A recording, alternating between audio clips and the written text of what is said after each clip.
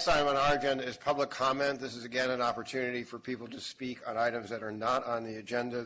I would note that there are, I think, 5 items related to the transportation expenditure plan on the agenda, but if you have a public comment about something else, this is the time to provide that. Anyone have?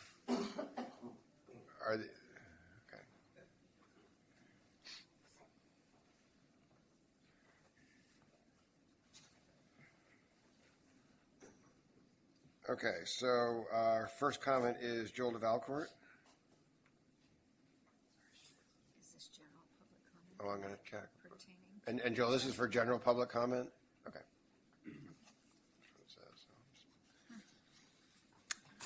Welcome, and we ask all of our speakers during public comments to limit their comments to 3 minutes. Yes, I'm just going to essentially reiterate some of the comments in the Contra Costa Times editorial that came out this morning.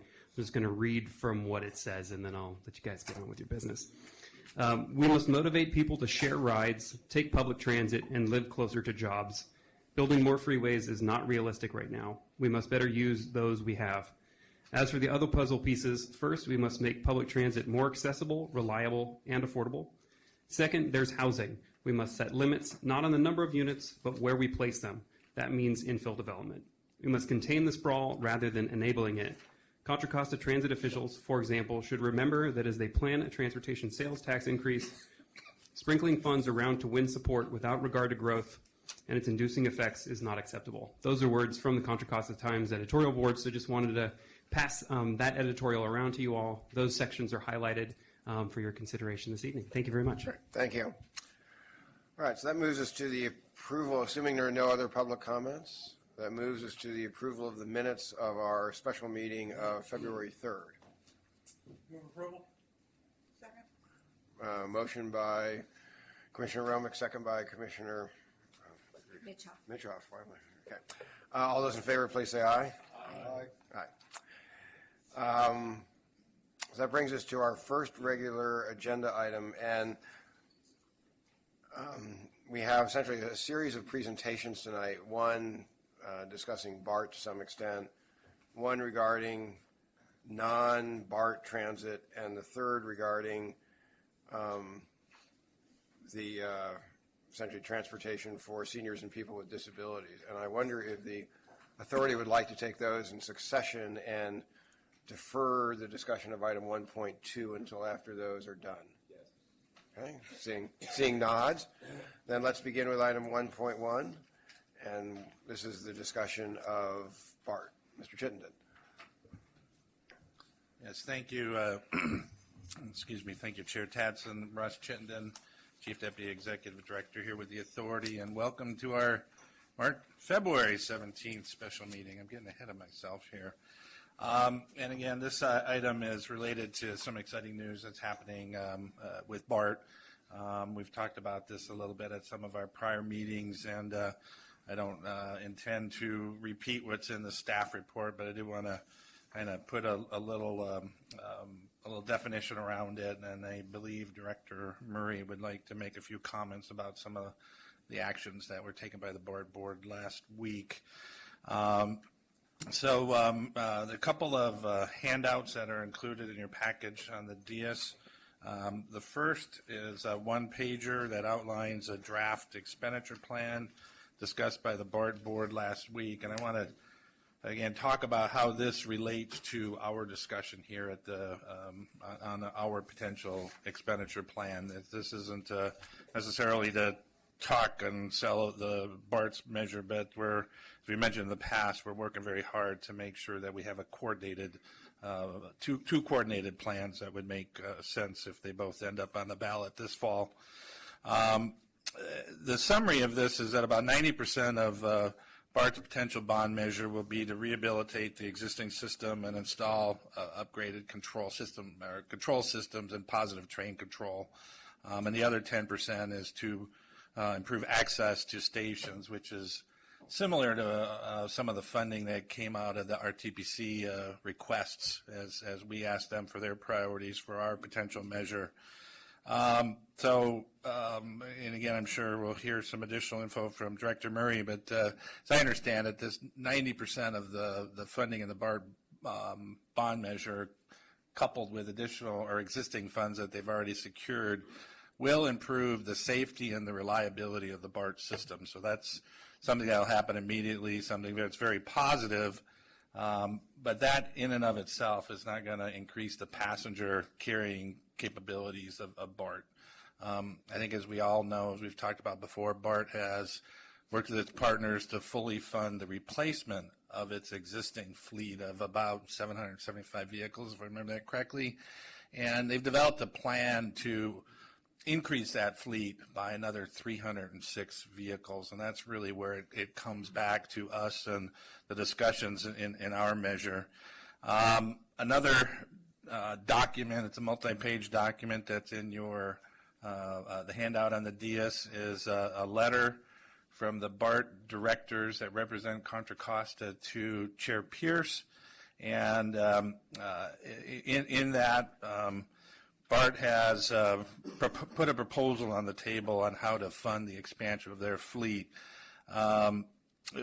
Essentially, to increase these 306 cars costs about $1.6 billion.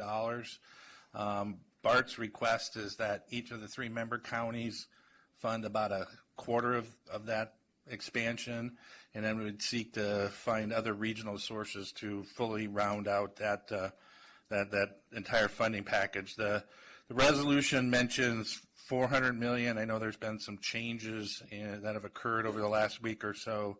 The number that's cited in the letter to Chair Pierce is $343 million. So whatever the number is, this is obviously, it's a very big lift for the amount of funding that we have in our proposed measure, but it's also something that's very critical if we want to take advantage of the improvements that BART's making to their system. I think the big update of this meeting is, since we've last talked about this, we've developed a regional discussion on the matter. Randy and I have met recently with the general manager of BART, with Steve Heminger at MTC, Randy's counterparts in San Francisco and Alameda, to look at how can we develop a regional approach to this funding. So we have another meeting scheduled for Monday. I'm not sure where the outcome of that's going to land, but this is something that we know is very important to a lot of our progress to try to move more folks out of cars into transit. So what I'd like to leave you with is that the discussions will continue. Again, we'll meet next Monday with the executive team throughout the region, and we'll report on progress of that meeting. I would like to ask Director Murray if she'd like to make some comments that are more specific about BART's actions over the last week or so. Yes, I would, and thank you. I know you haven't had a chance to look at the letter very much, so I'd like to kind of go through the highlights of the letter, which is just past the chart here. And the second paragraph of the letter says that this is a fix-it-first bond. So you can see on the chart that 90% of what we're proposing is to fix the system.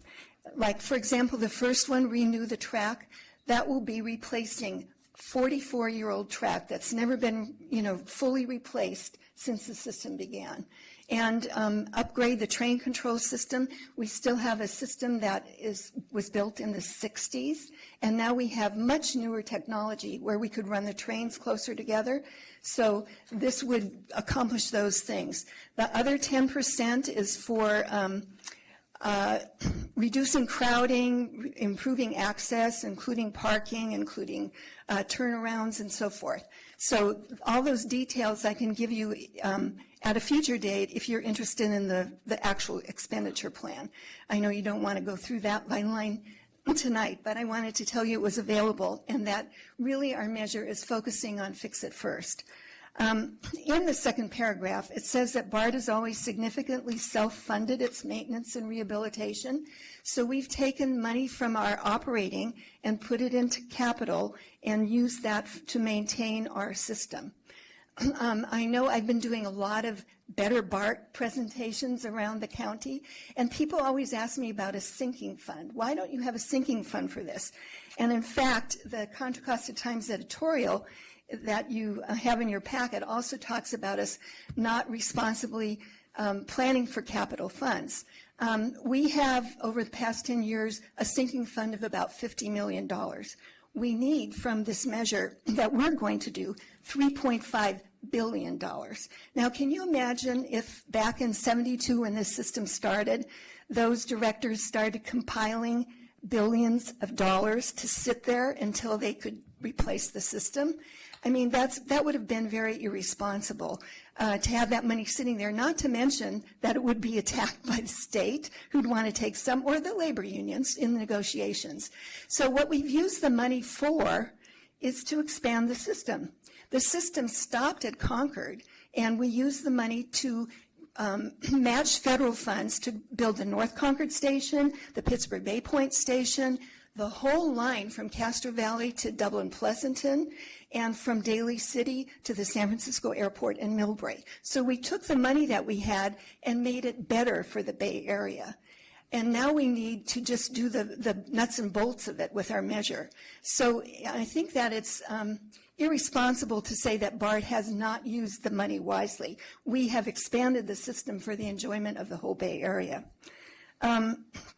And also, I'm going to pass this out, to make sure that we are doing this responsibly, we are proposing an oversight committee, which would have members from professional organizations like the civil engineers, CPAs, the League of Women Voters, who would make sure that everything that we have in the bond measure is used for the bond measure. It will not be used for salaries or anything else. So we will have this oversight checking on us to make sure that we've done it responsibly. The fourth paragraph says something that I've been saying all along. We can't fund these cars out of a bond measure. A bond measure doesn't allow you to use rolling stock as something that you can fund. So that's why we've come to you to hope that we can, in partnership with you, buy these rail cars that we need. As Ross said, we have already funded 775 cars. We have 669 cars now that we need to replace, so we'll have a few extra, and the rest of them are being funded by Santa Clara County for the extension. You aren't funding those, they are funding those. So that takes care of what we need, but then, as you all know, things have been growing and growing and growing, and if you've been on BART, it's squashed, and we need more capacity on the train. The last paragraph, or I don't know if it's the last on your page, the one that talks about Resolution 5208, the BART board passed a resolution saying that we want funding commitments through resolutions from the 3 CMAs. The reason that's in there is really because of Joel Keller and I saying Contra Costa County is not going to fund these cars without an assurance that Alameda County and San Francisco County are going to do it too. It needs to be a partnership of all the districts. And the reason that the money is less than it was when we initially talked about it is because, as Ross said, we're talking with MTC to fund 25% of all the money that is needed. So it will be a partnership between the 3 CMAs and MTC to fund these cars.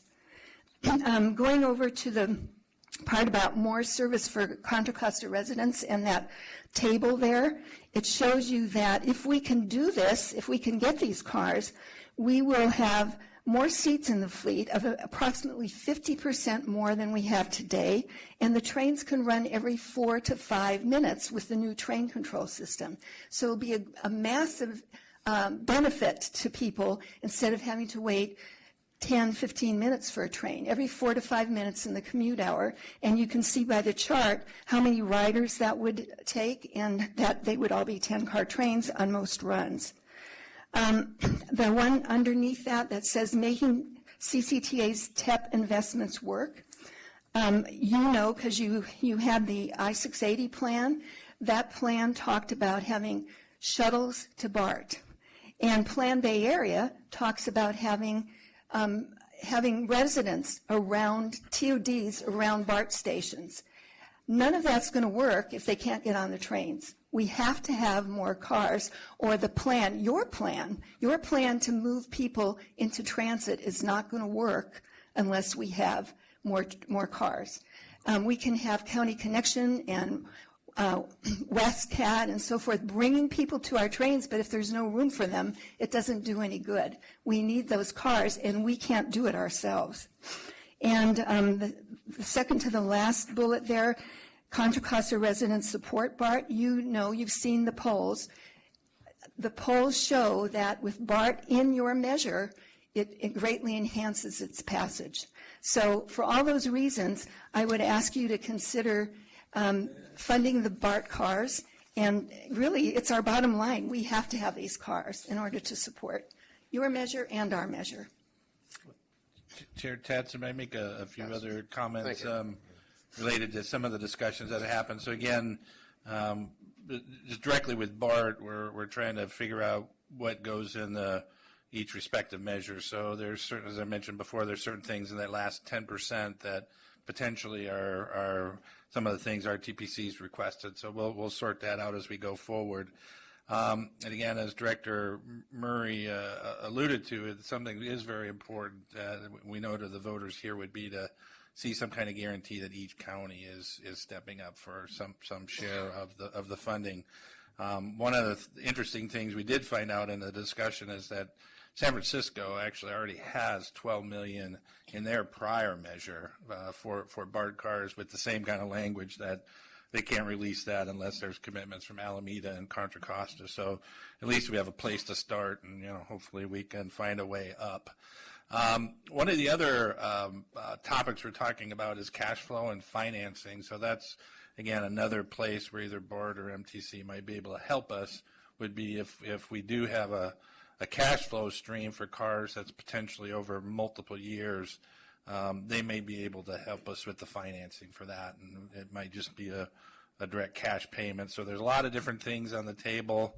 Again, certainly from staff's perspective, or at least my perspective, and I know a lot of the folks we're talking to, this is something we really have to try to find a way to get some of this funding for additional cars in the measure, because it's just too big of an opportunity to pass by. So I'm understanding your recommendation is that we essentially direct staff to continue to hold these meetings. Yeah, we'd like, so it's really focusing, I think, on the last three bullets. Where are the other counties? How, as we know, Alameda already passed Measure BB, so they're trying to figure out, can they retrofit this funding that's not in their measure, and there might be some things they can do there. So, what can the other counties do? San Francisco is contemplating both a sales tax measure and potentially a vehicle license fee. So they've got a couple of different revenue measures they might be able to step in. And then if we could find a way to have someone else carry the financing, that just has a lower load for us. So we can absolutely we'll be updating you regularly on all those topics. So I do have a public comment, and if anyone else would like to comment on the BART issue, please fill out a speaker slip, and then I'll take comments from members of the authority. So Joel DeValcourt.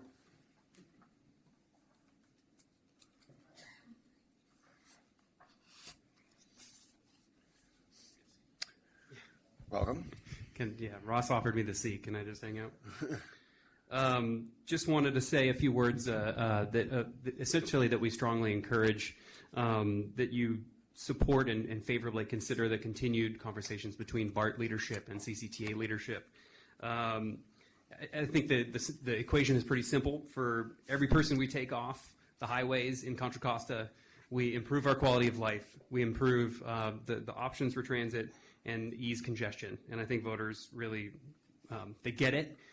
BART polls well both in terms of this measure. It polls well for the region as a whole. So I think it's kind of, as Ross said, continuing these conversations, finding that good common ground, I think is kind of incumbent upon us as part of this measure. So again, hope that you support their continued negotiations. Great. Thank you. Any questions for the speaker? Great. So now there are questions and comments either for Mr. Chittenden or Ms. Murray. Amy, you had yours. Right. I have one. Okay, and then let me, Amy had raised her hand There it before. goes. and then Thank you. Janet. Thank you, Mr. Chair. Thank you for that presentation. I want to thank Gail and Sir Gail Joel for being our Contra Costa advocates on the BART board. I know that embedded in this plan, in addition to the cars and the track, there are some significant investments for Contra Costa County moving forward that are important in increasing capacity. One of the things that and forgive me if this is too detailed a question, but just to be reminded, I know that when we initially began this process, we did a lot of polling, and BART really, even though we've talked about all the general needs that we all can identify, BART really polled very high relative to our county. So I wondered if you might just be able to reiterate some of the highlights of that polling so we can have that in mind as we continue to discuss how we fit together this expenditure plan. Yeah, and maybe this will be another tag team, because I know Bart's done some separate polling, and Director Mary may want to share that. So we've conducted 2 public opinion polls related to the topic. The first was last February, I believe, and 2 Februarys ago. No, I think it was in 2014, where we were testing various options as we were developing the countywide transportation plan. And the 3 top items were BART, and it almost fits right into the better BART. It was more BART, better access to BART, more BART parking. We like BART. Fix the potholes, and traffic smoothing. I don't like sitting in my car in congestion. So those were consistently the top 3. The second poll, public opinion poll we conducted, was last summer, where we wanted to test a potential multi-measure ballot. So we asked a question about, and this was CCTA, not BART, about a potential BART measure, and the numbers there were over what BART needs to pass. I think it was around 65% just for Contra Costa County. And then asking a question about our measure after that, we were still at about 68%. So there was the support in Contra Costa needed for BART to pass its measure, and still the support for us to pass ours. And you mentioned our polling. We did another poll in January, and we found that there were 72% in favor of our BART bond measure. 38% were definite, and 34% were leaning that way. So strong polling results for our BART measure. Thank you. Commissioner Abelson. Yeah, I just want to know how I would take this back to Western Contra Costa County, because it sounds like the definition that's being used of Contra Costa County actually excludes it. So tell me what I would say to people. I haven't had a chance to read it. We just Where's got the letter? It shows in the highlighted portion, it shows that Western Contra Costa, Richmond to San Francisco, would have a 50 to 80%, I have to get my glasses on, increase in capacity with peak headways of 5 minutes, an additional 550 to 700 riders, and 10 car trains on most runs. That's this colored part of the letter. So it would be just not, because most of that distance is not actually in Contra Costa County. So the thing that I would say to somebody who would ask that question would be that it would increase the train size in West County. Yes. That would be what I would say? Okay. And there are other pieces of it about stations. Yeah.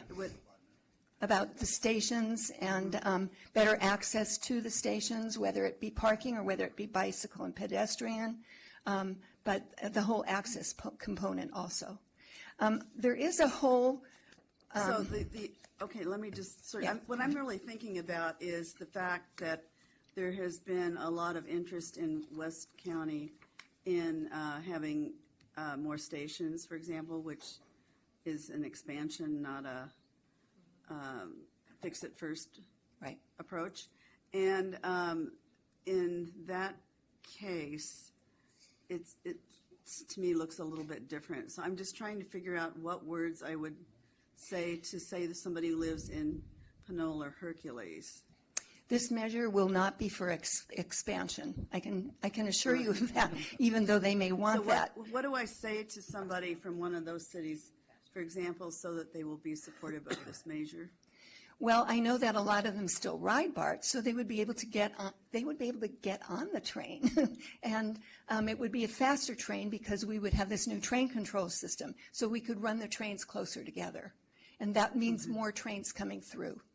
Okay. But Janet, I was going to say, and to all of you, we have this whole document, and if any of you want it, I can get you copies of it, and you could, pour through it, and you would find all your arguments I'm in sorry, I here. can't see quite that far. What document is this? I didn't pass it out tonight, but I can get you this. Okay.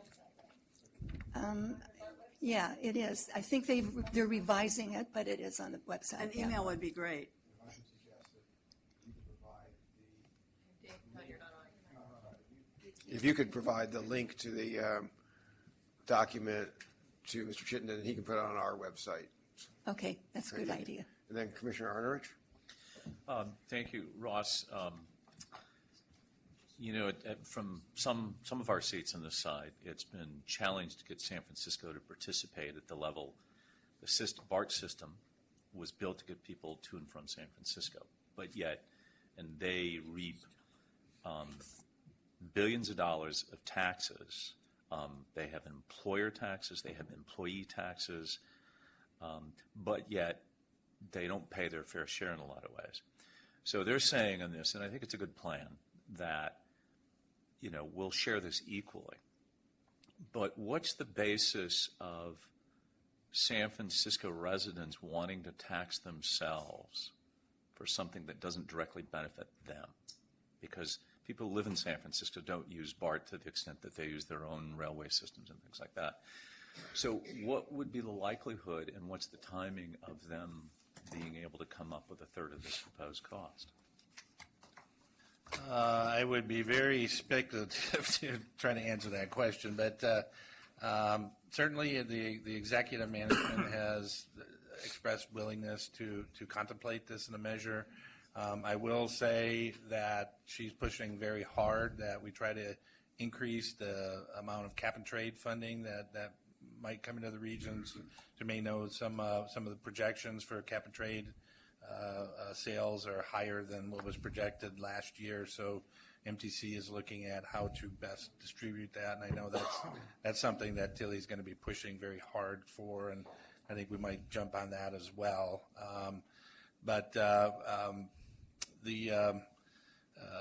If they go with a vehicle registration fee, I think it's pretty well established in San Francisco. They're willing to, look at alternatives to cars. So that we can only guess how that would play out. But again, they'll be doing some polling. With respect to a sales tax, a question I tried to find out about Contra Costa, I know you can't answer, is how much of a sales tax is collected by residents versus visitors. So clearly a lot of the sales tax collected in San Francisco is by non-residents of San Francisco. I have no idea what the percentage is, but those are the kinds of arguments that they would try to make. But in terms of the likelihood, I can't answer that They haven't right done now. any polling or anything to do that. And then in Alameda County, given the passage of their measure, which was a big lift, and it's actually large. It's a large measure. What's their alternative to find this type of funding? I mean, they've got BART funding for expansion purposes in there. Yeah. So they can't go back and rewrite their rules. They don't have that discretionary money in there. And, Alameda County uses the system a lot. So what's the likelihood, and is there polling anything to say that, yes, they can do that, and what's the timing on it? So part of the discussion, again, really revolves around the point that Director Murray made, that the BART measure, due to the nature of the bonding, they can't buy the cars. So that's really a lot of the ask. So Alameda has funding in their Measure BB for a couple of large projects, and it's outside of the potential extension of Livermore.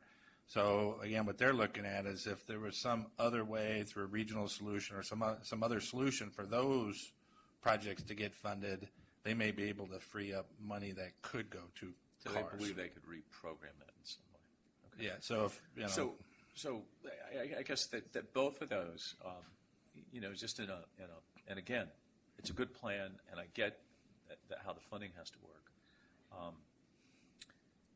That both of those examples are using monies from elsewhere, yet we're going to ask just our taxpayers through one sense, which hits them directly, to take a portion of this and tax themselves to do that.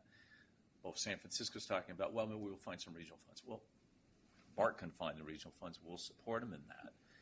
But is it, so if they're going to get credit for that, why is it that our taxpayers then have to write a check every day for the next 25 years to say that? So in terms of, it's a good plan. We should all pay some proportionate share. But I don't see on either San Francisco being able to pass a sales tax, and absolutely they're not proposing to pass a sales tax in Alameda County. And the idea that we would enter into something that says, yes, we'll do this, that guarantees the funds, yet the other ones aren't. So that's something I think we need to address in a reasonable, clear way.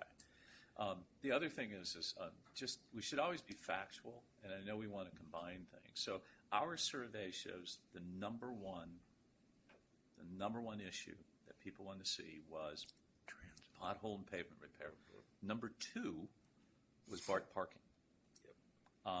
And really right next to that, and this is amazing, these are the top 3, new bike lanes. The 4th one, which drops quite a bit, drops about 25%. Of support was new BART cars, and then all the other 21 items are kind of close to that. But when we want to aggregate things to make a better argument, we should be a little cautious about that, because what we're doing is, well, because somebody voted for it, well, that means if I add all that up, that makes this look higher. In straight out, what did people want when we asked them?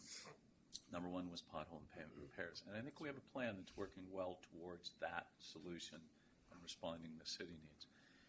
It's important, too, to look at when we make statements about BART funding and how things are paid. Expansions of the systems were not paid by BART. A tiny raindrop, to be factual. I just looked it up again. It shows the history of all those expansions. They didn't come from BART. It's better to say BART has a need. There is no other solution. The only way to do this, and it's the right thing to do, because we're going to get criticized by those who are just going to stick to facts. And I think as elected officials, we have to be absolutely transparent. We have to be exceptionally clear, not speculate, not over-exaggerate, because our voters are going to look to us. And if they don't trust us, they're not going to trust what we're telling them to vote for. So overall caution, this is an area that's an integral part of what I think we do in transportation planning, but it's also another agency that has a lot of issues. So we should be cautious. We should be very clear, not propose things that we can't factually back up. So if it takes, the solution is for those other counties to come up with some way to get regional funds, then let's say that. And let's figure out a plan, and we need to be part of that. And then is the regional plan, because regional monies are ours too. So if there's 3 counties, and we can say a third of those funds come from us. So I just want to be a little cautious. And again, I'll go back to it. I think this is a great idea of how to do that. The mechanics of it, though, are what going to make us credible. They're going to make the measures successful. But if we start trying to make it look rosy and it really isn't, then we're going to get criticized, and it's going to hurt all of us. So just a caution. Commissioner Tatson, can I just talk about the polling, because Newell did bring that up. Well, we have a number of other items. I know. Maybe you can do that offline. Okay, I'll show it to him. I'm just looking at the polling, our polling. No, I was going to, you said why would they vote for it in San Francisco, and that's the highest voting.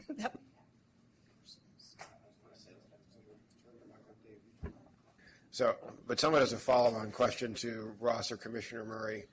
So assuming that any money we provide to BART is contingent upon the other counties coming up with what we deem to be an appropriate match, and we don't control how much money, if any, they're going to come up with. My question to either of you, is there a minimum number of cars that makes sense? I mean, 306 is the whole request, but what happens if there's funding across the 3 counties for 50 cars?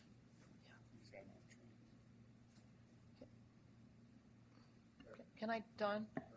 Forgive me, but can I say something? Because I know we're going to be talking to Bart and the other counties. So, but had a lot of conversations with Scott Wiener about San Francisco supports Bart, and he's very, supportive of this. But I think, Newell, you've made a very good point to clarify that our intent, and I think you can make the compelling case for why Fix It First is important to Contra Costa County, because Bart is such a critical part.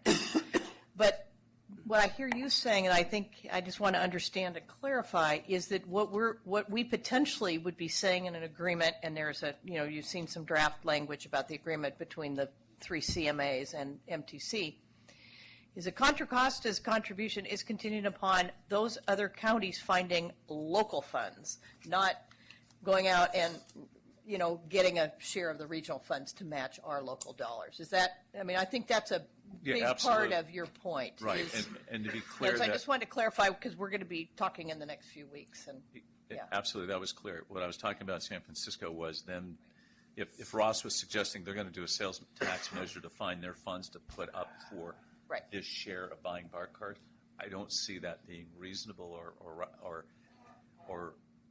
likely unless there's some evidence to do that. And they're suggesting they're going to find regional funds. So we want to be, it should be local monies. Right. That's why I wanted to regional, clarify. it's our money as well. That's why I think it's important to clarify that with San Francisco. So just to make sure, because I think that's a very good point. So just to clarify the comment that I made, the suggestion is that if we can find regional funds, it reduces all 3 counties' commitment. So this isn't for regional funds to come in and bail out one county. This would be, the regional funds would lower the request for all counties. Okay, Commissioner Hudson and then Commissioner Durant. Yeah, I'll try and make this quick. I took part this morning. You've heard this, Gail. You're going to hear it again. At every stop, more people get on than get off. There's this slight delay or whatever leaving Lake Merritt. Well, I guess people switching tracks. And again, the next slight delay is coming into Embarcadero. You're talking about fixing that. But it is universal no matter what day you go, no matter what time you go in the morning.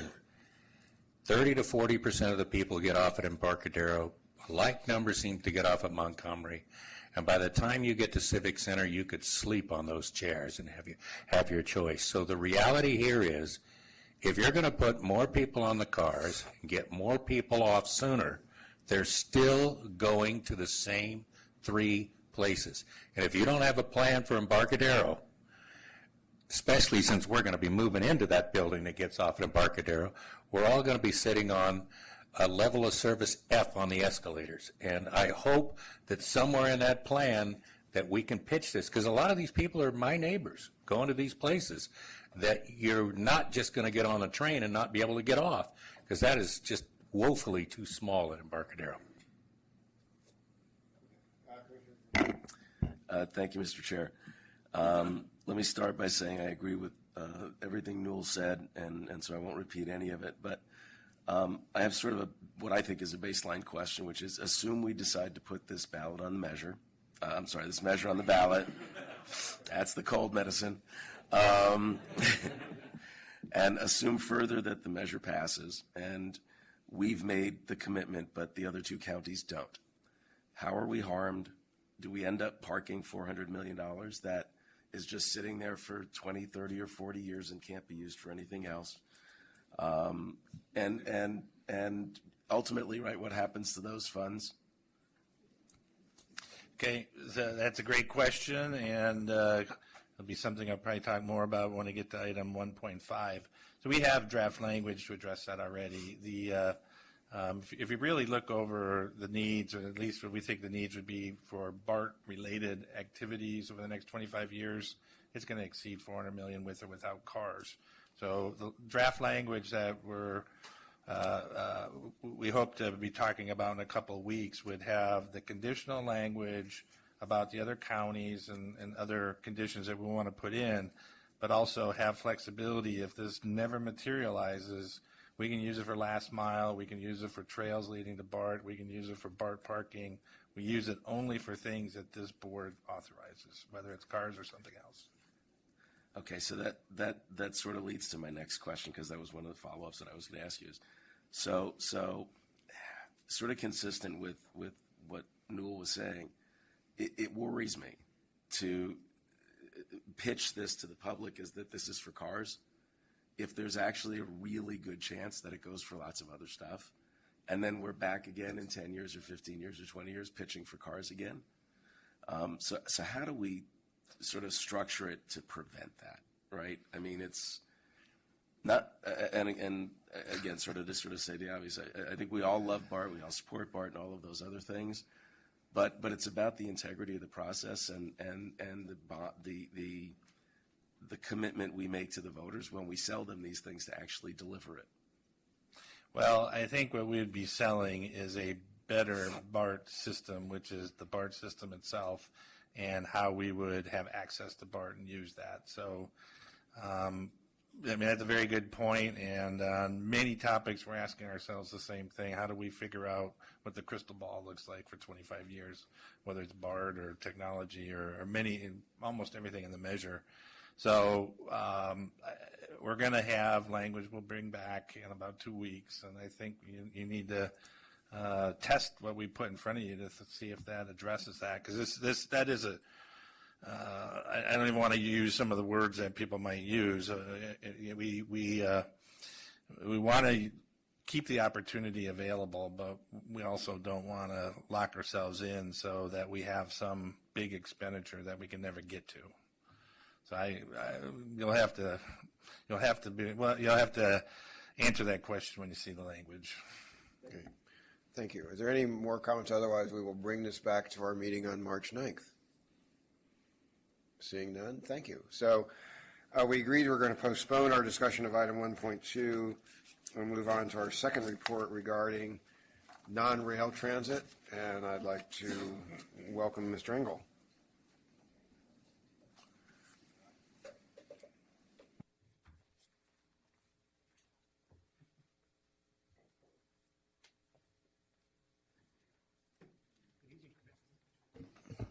Good evening, Commissioners.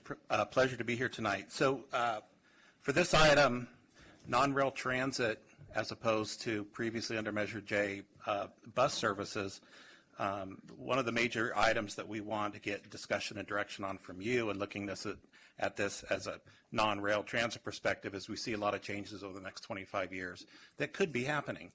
Certainly we see in the short term that bus transportation is the options we have, and adding additional frequencies on high route lines seem to make sense, but we don't know what's going to happen farther in the future. So I want to kick off this presentation with staff members from our two ex officio memberships here. Robert Del Rosario is the Service Development and Planning Director at AC Transit. He's going to give you a brief presentation on a service enhancement plan that they've done in West County on their service lines. Welcome. Thanks, Peter. Good evening, Board. Robert Del Rosario, Director of Service Development. I just click on this.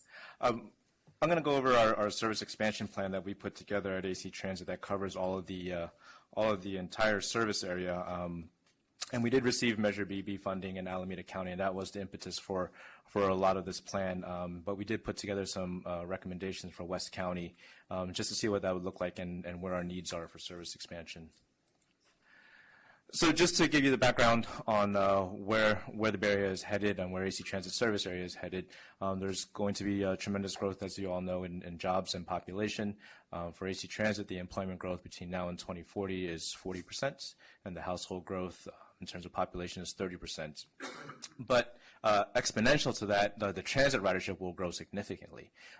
We're forecasted to almost double between 2010 and 2040. And so that requires a couple things. One is for us to develop a capital plan to make sure that we have the right facilities to provide the service for this increased ridership. But the other is to provide the right service plan, so to make sure we have the right frequencies, the right spans, the right routes out there. And that's what we developed for West County. But we don't have an identified budget yet for West County. As I mentioned, Measure BB passed in Alameda. That gives AC Transit about $30 million in operating annually, which is great for us. And what we did with that money is we got us back to 2009 service levels, basically the level of service that we had before we started cutting due to the Great Recession. So what we'd like to do is not only look at projected growth in the future, but also do the same thing in West County, try to get us back to those service levels pre-2009. And we have a plan that costs about $7 million annually, requires additional buses out there, but the buses will be out there 16 hours a day and 7 days a week, which is something that we don't have today. And just to give you an idea of AC Transit's service in the area and who rides, us and BART have about the same ridership in West County. We were at 17,000, BART's about 18,000. But 94% of our trips, or of all transit trips actually in West County, are on AC Transit. So that's within the county. So people are using AC Transit as a primary mode of travel for transit within the county. BART, on the other hand, they have a majority of the trips that go to San Francisco. 82% of them are actually on BART. So of that 17,000 that we have in West County, a majority of it is for intra-county travel within our service area. And the other thing that we provide out there, too, is we're mandated to provide paratransit services. That costs about $4 million annually for us to operate in West County, and we receive about a subsidy of $300,000 from Contra Costa County to provide that. So there is a deficit there as well in paratransit services. So in order to develop this plan, we had some guiding principles that we put together, which are very pertinent to West County. We want to increase frequency. I think frequency is the key thing here, that if you have a bus that comes every 15 minutes or better, then that's service that you can rely on to get to your destinations. We also want to increase the span and the times we serve, a lot of evening and nighttime service as well as weekend service, stuff we cut back in 2009. We want to get to where you're going. So if there are new destinations that are emerging in West County, we want to be sure that we can serve them. And then we want to improve performance. Right now we have on-time performance issues on our service, and traffic is really holding us up. We really want to make sure that we can put schedules out there that we can meet, that are addressing the speed of traffic out there, and are realistic so that our passengers can rely on the service. So I'm going to go through a quick overview of what we have, the concepts we have planned. On the left side will be our existing network, and on the right side will be our proposed network for West County. And we start with the 10 to 12-minute service. This is basically the service along San Pablo Avenue. We're not proposing to change that. It's already very frequent. If anything, we want to actually make it go longer into the night. The rapid bus ends at 8 p.m. today. Some trips end, I think, at 7 p.m. We'd love to see that extend to 10 p.m. or maybe even to midnight. The really important increase that we have is the 15-minute frequency. And as I mentioned, 15-minute frequency is that service where, on average, you're going to wait 7.5 minutes for your bus, which is great. In other countries, frequent network is defined as 2 minutes. But for the U.S. And the Bay Area, we're going to look at 15-minute frequency. And really what we're trying to do is create a network out there that people can rely on to get to their destinations. And primarily in the heart of West County, in San Pablo and Richmond, and even the edges of El Cerrito, there isn't 15-minute frequency, and so we want to introduce some of that. So looking at McDonald Avenue, 23rd Street in Richmond and San Pablo, and also looking at some of the services in southern El Cerrito. And 20 and 30-minute frequency, that's what we define as the coverage service. So that's going to fill in all of the gaps so that people can get to their destinations. We do have a route in North Richmond, the 76 line. We think that can also potentially go to 15 minutes, so we're looking at that as well. But really filling in the rest of the area where service needs to occur. And then finally, you have the 40 to 60-minute service. So we define that as really poor service in our area. It's just not reliable. You can't depend on it. You can't depend on waiting for a bus on average 30 minutes, or if you just miss one, you have to wait out there 60 minutes. Most people, if they're able to, can walk to their destination within that time. And so we've eliminated a lot of the 40 to 60-minute frequencies and converted those to 20 to 30-minute frequencies to really make this network usable for all riders. And so what does that mean for us? Right now, for the frequent network, which is just on Pablo Avenue, it has access to about 16% of the jobs in West County and 7% of the population, so fairly limited. But if we increase that frequent network, we would bump up tremendously to access to 40% of the jobs and to 24% of the population with a frequent network. So these are all great things that we're planning, but again, we can't do it without a funding source, and so we are looking at different things such as potential sales tax funding in Contra Costa County or cap and trade and other resources. And with that, I'll turn it over back to Peter. Thank you. Thank you. So I think, as you all know, one of the things that we've asked the transit operators to do is to at least initially work within their RTPCs to get this type of information to them so they can see the importance of the planning work that's been done and kind of how they should look to where they should look to find priorities for transit within their subregions. And since this is specific to West County, I think West County has been looking for an opportunity, or WICTAC has been looking for an opportunity to set up a meeting to have the transit operators, both West CAT and AC Transit, provide more information in this case. And I know all the transit operators have had discussions within their RTPCs. I just wanted to, I think John Nemeth is here, and he might be able to give you a quick update as to where West County is with their discussion with the transit operators there. Thanks, Peter, and Welcome. good evening, Commissioners. Just wanted to note that the WICTAC Board is meeting next Friday, and the major agenda item for that meeting is going to be the expenditure plan, and specifically potentially revisiting our recommendations from last summer and thinking about whether we want to modify those.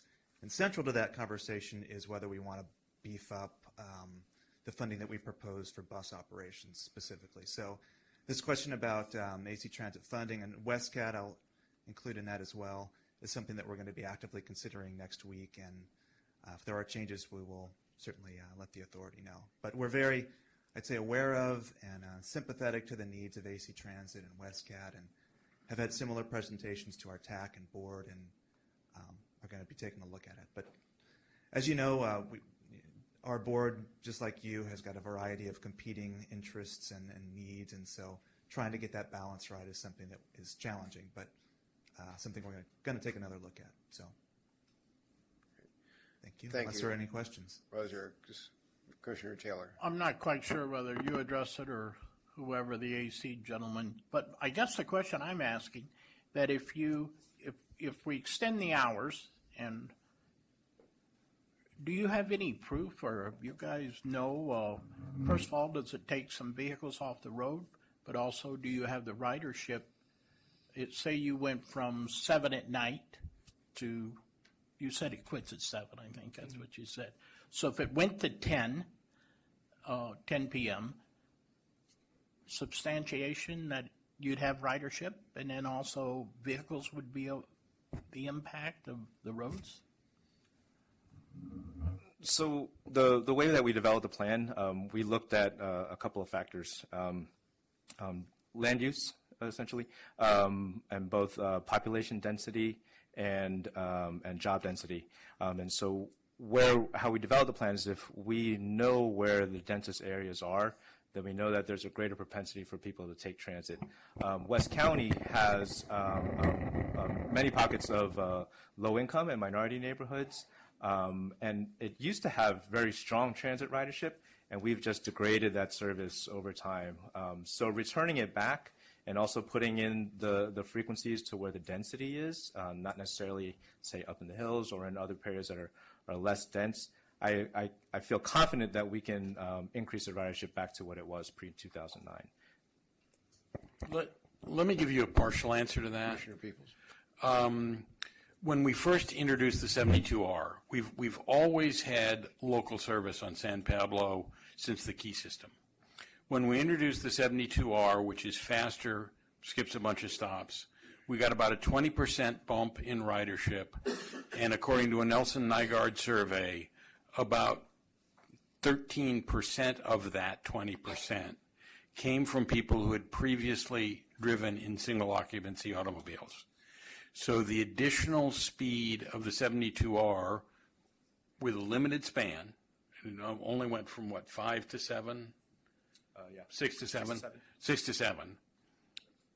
We managed to pull a substantial number of people out of the private automobile. We have existing local service on San Pablo. So we know what our local service looks like from 7 to midnight or 1 o'clock, which is how it runs. And so they make guesses looking at what happened when we put a 72R in during the day as to what kind of impact we could have in the evening. And, once if we get to put it in, we'll survey and see if it works.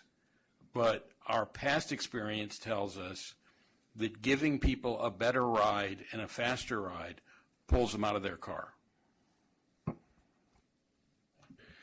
Thank you. Are there other comments about West County before we move on to the presentation from Mr. Ramesir?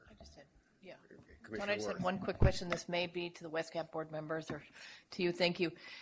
Is part of the service plan in expansion, either AC or particularly WestCat, are they considering increasing express bus access across the bridge? I know we've talked about the challenges of, our Contra Costa residents that are commuting to west. Is that something? And perhaps WestCat particularly is not. A lot of those cities are beyond the BART line. So Peter, you may have information on that too. I can just tell you, I think when the presentation is given to WCTAC, WestCat will be there, and WestCat has proposed additional service on their link service, which is their trans-bay service, both potentially double-decker buses they're looking at, as well as more frequent service.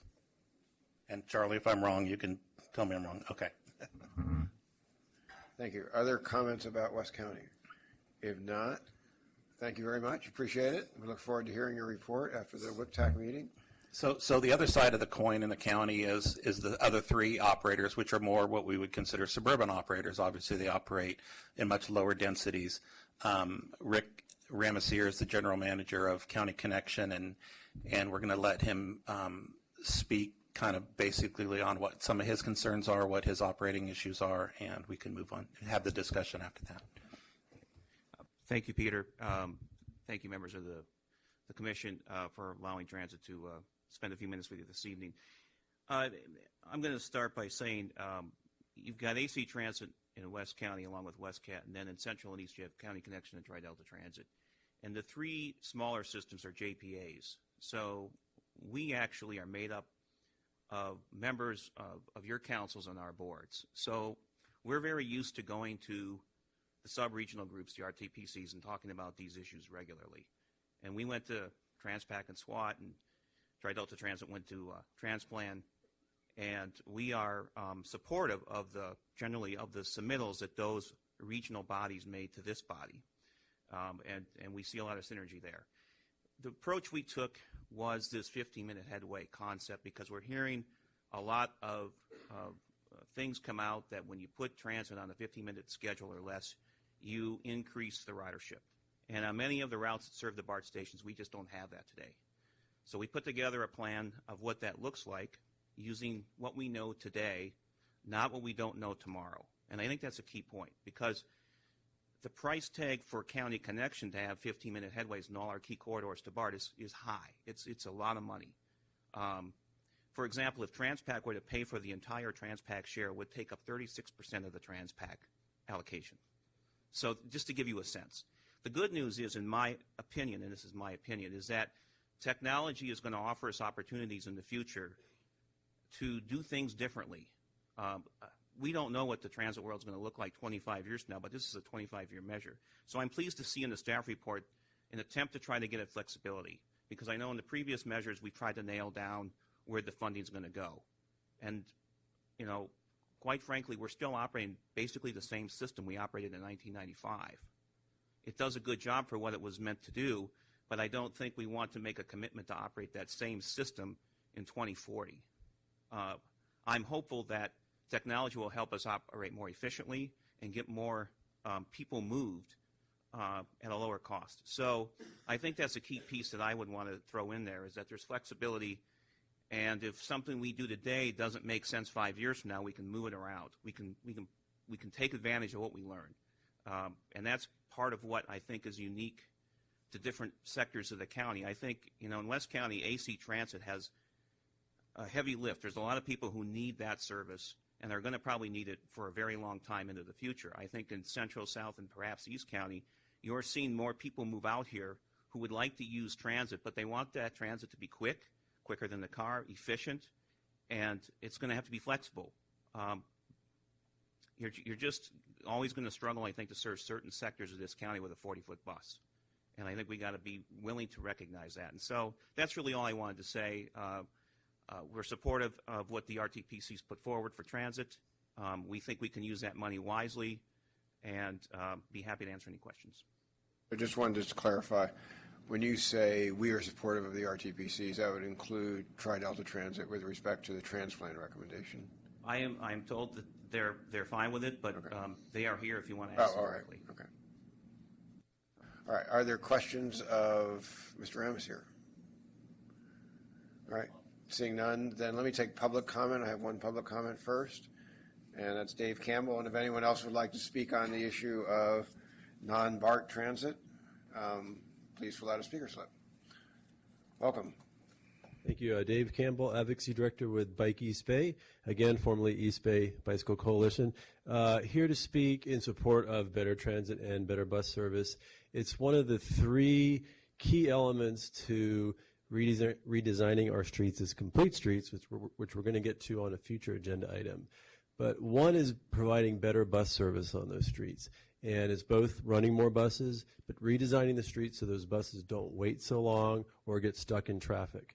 And that's really key to getting people out of their cars. And in fact, I think we got more than 13% of 20% on the line 72. I think it was way more than what he just said. And that's key. We actually do get people out of their cars. And it may not be you that we get out of your car. That's fine. But if it's your neighbor, that's fine. And that's the trick, and that's the goal here. With complete streets, we also want better bike lanes on those streets. And what we're seeing in other cities is that when you put a really attractive, comfortable bike lane on the street, some people get out of their cars. It may not be you, but if it's your neighbor, that works. And then the other key part of it is timing the traffic lights, and that helps everybody. And those are the three key components to complete streets, to making our existing streets work better. And that's why better bus service is so important. Thanks. Thank you. Any questions of the speaker? All right, then back to commission comments. Commissioner Arnerich. Actually, I'm just going to comment. Those were great comments about buses. I think some of the lessons that we've learned with buses over the years, it's an essential service, but we've also had in some jurisdictions throughout the county that the more money we put in, the less service we get. And fighting to keep what service we have for the money.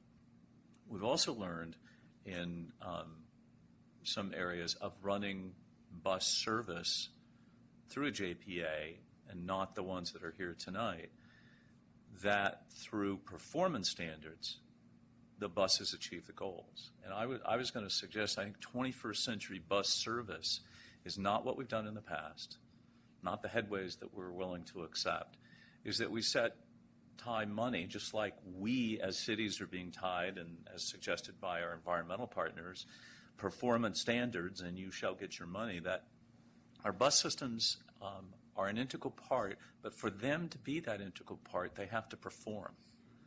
And while we have AC Transit that actually performs at fairly high levels, because it's in a more denser area, and it's still a linear system, that, and parallel to other things, that out in the rest of the county, that I think it's incumbent upon us as a leadership is to set a performance. If there's money given to a bus service, it's for a specific performance standard. And if they don't meet that standard, then we'll find another way to make that investment. And that money is not tied for the 25 years specifically to that agency. It be tied to a performance of bus standard. A performance standard to go from a BART station that, let's say, San Ramon or Danville, and it takes an hour and 15 minutes. Nobody rides it. Why? Because it's not a value proposition that makes any sense. A performance standard said that bus should be there in 25 minutes or less, and here's a funding source to help accomplish that. I think we really need to look at, and it's probably some other categories too, but in bus service particularly, I don't think that we should be making a firm commitment that the money goes to that particular operator. It goes to the bus transit system. And 25 years from now, who knows who's going to be in business or how we're going to be delivering those. But making a commitment now of fixed amount of dollars or percentages without performance standards and tying it specifically to a very specific vendor, we may be wasting money. And I'm not criticizing the agencies. We may be wasting money because we may not need buses in the future. Because for some of our service areas, autonomous cars and things like that are a better value proposition, and that may be 6 to 10 years away. We would miss that opportunity because we've committed it on paper. So I just hope we think about that as an alternative. Thank you. And I think you'll see language similar to that when the draft plan comes out. Commissioner Romick. I was going to follow up a little bit with Newell there. Also agree that let's not get trapped into what we're doing today and try to forecast that out from into the near and distant future. As we have stated in previous meetings in here, the innovation that's coming our way in the transportation world, I think will surprise many of us. And I think we have to be able to adjust ourselves rather quickly to changing technology and innovation as it comes along, and make sure that we don't get wrapped and trapped into what's happening today and force ourselves onto models that works today that'll work tomorrow. Thank you. Any other comments, Commissioner Peoples? Yeah, let me make. I didn't. Let me make two comments. One is, I agree with Newell's idea of some kind of standards, but you got to understand it's a whole system. If you put a bus out there on Treat Boulevard and you don't give it any control over the lights, you don't give it any queue jump lanes, you don't give it anything, it's going to go slower than the cars, because every certain amount in crowded areas it's every 2 blocks, in more distant areas it may be every half mile. It's got to pull over to the side of the road and board and alight people. So the standards have to be combined with other things that make it work. Because you're right, if it's going to take me an hour and a half to get from BART to San Ramon, I'm not doing that. The second piece is understand capital requirements. I mean, with BART, they're talking about 25-year cars. So whatever decision gets made now in terms of capital, it's got to be looking out 12 years. Our buses, at least the 40-footers and the 30-foot heavy duties, are 12-year buses. So if the standards are going to be so short-term that we're talking about 1 and 2 year increments, then how do we maintain our capital stock? And if you don't maintain your capital stock, your costs go through the roof because your maintenance costs begin to go up. It's not a bad idea, but it needs to be well thought out. Great, thank you. Any other comments on this item? Seeing none, then, we will then move on to item 1.4, which is a discussion of transportation for seniors and people with disabilities and mobility management program. Mr. Engel. Oh, thank you. Again, this item is looking for funding for accessible transportation services and potentially mobility management as it relates to the TEP development. The staff report that's in your packet I think, gives a sufficient history of what's happened under Measure C and Measure J and the mobility management steps that have been taken so far in the county, so I won't go into a lot of information there. I did want to have a few people come up and give you a very brief presentation.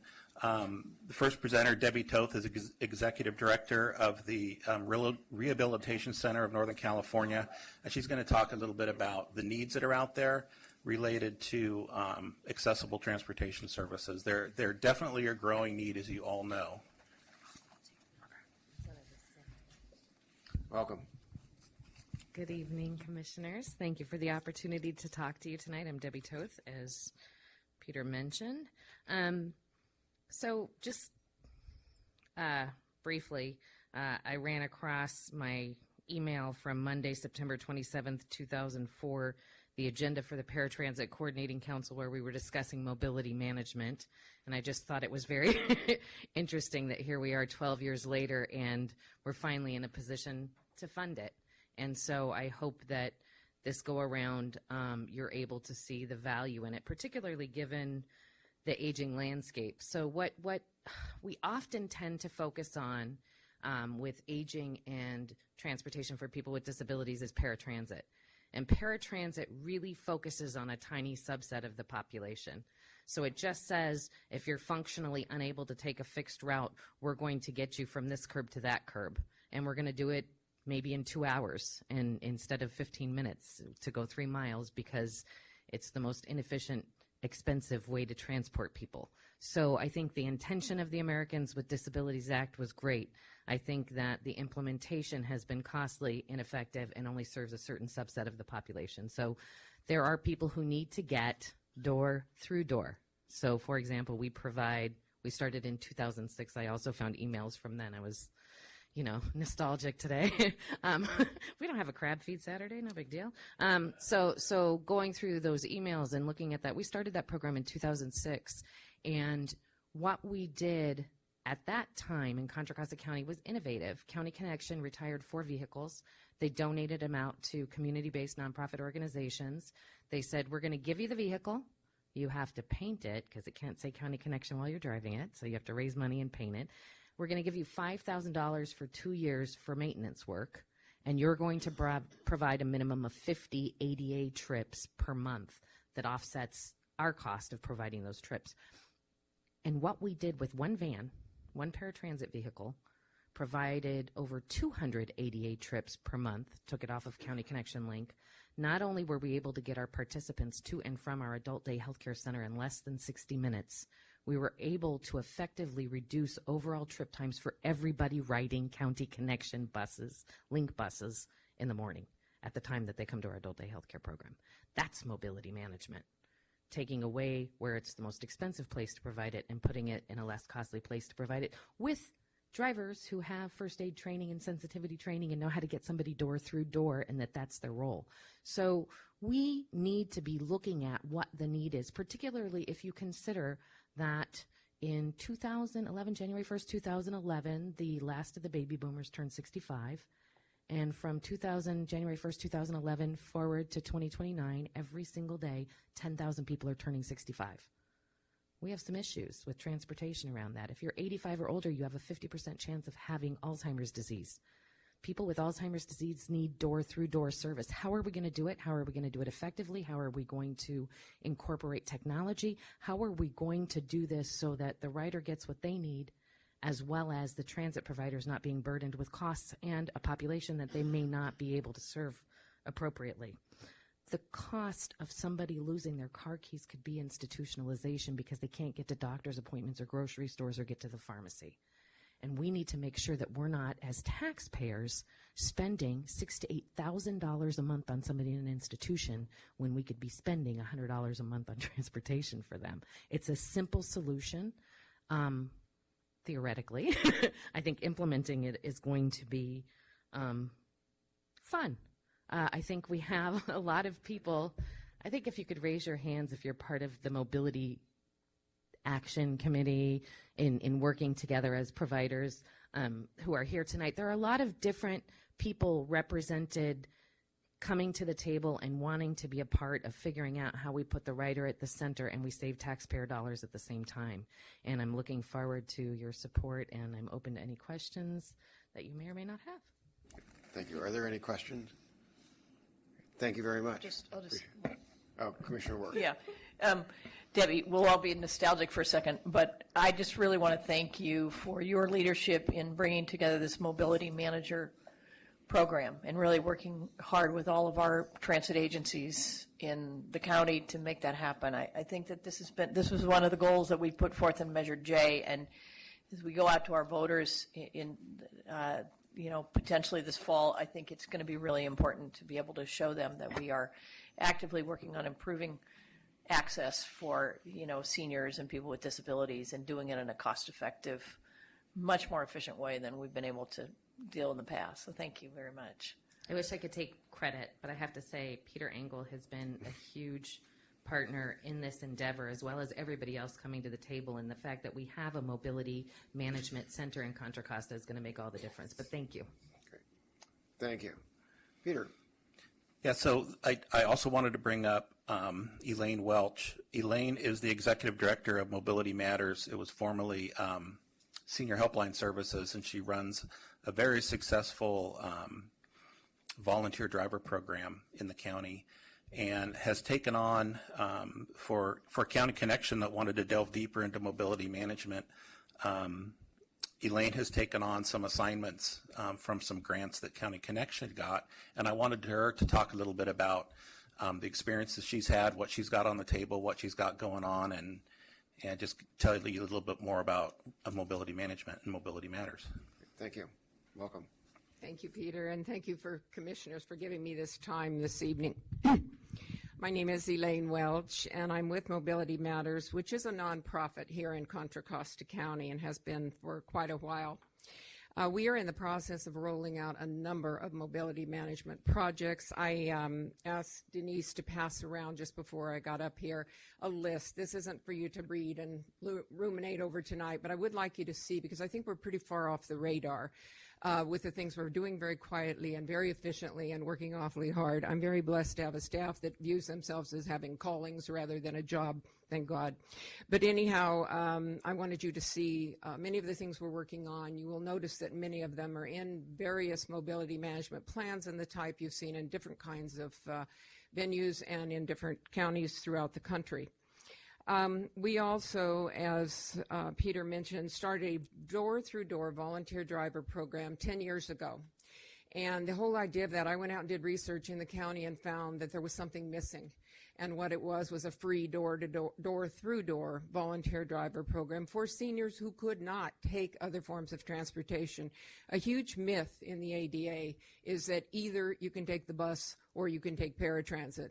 Without a lot of thought, when you look back at the original legislation, how other people who fell between the cracks of those things were going to get around without, as Debbie said, becoming institutionalized for something as silly as losing a driver's license or getting too old to be able to drive, which I have seen seniors mourn for as much as losing a loved one. We also operate a transportation information referral helpline. A lot more people are going to know about it this week. We just finally got the funding through MTC to print an incredible, we're so proud of this guide. There's a transportation guide that is really an update of a guide that was out over a decade ago called Way to Go Contra Costa. You can look in here to any city in our county and find out what is available. There's numbers on the back. Our toll-free information and referral helpline is on the back for you to get person-to-person help with locating, matching people up. Our new tagline is matching riders to providers. We've added not only we've added to our seniors now with also doing adults with disabilities. We had worked with that group before. Now it is a core group of who we're trying to help. One thing about this guide, and by the way, I have a number of these back on the table for anybody that'd like to take them, and we are just in the process of having them translated in Spanish and Chinese as well. Following this guide, we just sat down this week and put together a plan. In my guide tells me in less than 30 days this is going to be on a website countywide that we will support with funding we currently have and are going to be getting, and that this will be something that people who are electronically savvy can look up, can link and push buttons and get to where they need to go with this. Our own operators who are working on the transportation information and referral helpline will use both of these tools in addition to what they have currently to help people find the right provider. We are not just an information source. This isn't a call us up and ask us for the number of the bus company in your area. We do triaging in a case management model. It does not take very long, and it's hopefully in my new model going to be being done by trained volunteers. We're now working, okay, I got that. The document before you, like I said, if you get a chance to look through it, and I did not do it in great detail. You're very welcome. But what I would like to do is I've also left my cards on the back table. So please, please, please call me if you see something of interest to you, something you'd like to get engaged in. We're working with all the GMs. I just had the privilege of meeting before the holidays with every single member of the Board of Supervisors to kind of, I don't mean wake people up. I didn't mean to, I'm tired right now. Is what I'm thinking of, waking up. But that people knew what we are trying to do.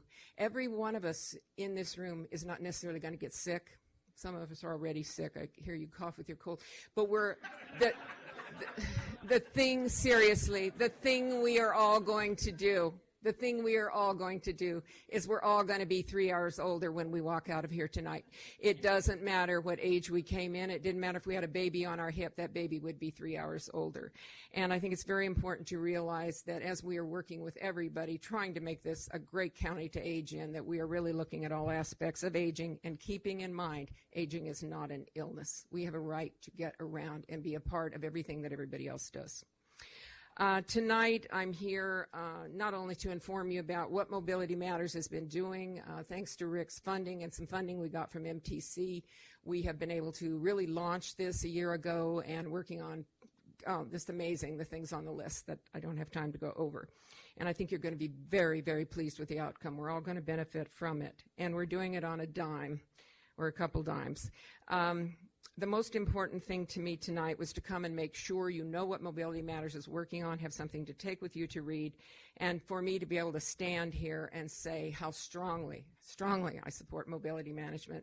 I'm an RN. I have worked with seniors and disabled people my entire career, and I went back to school and got an MBA because I wanted to be a change agent. But unfortunately, that MBA has turned into a master's degree in begging and advocacy. I want to get off my knees now that the TEP opportunity is here, see a line item for mobility management, and let's make this work. My dream is that, we can leverage a lot of funding in nonprofit, and we do.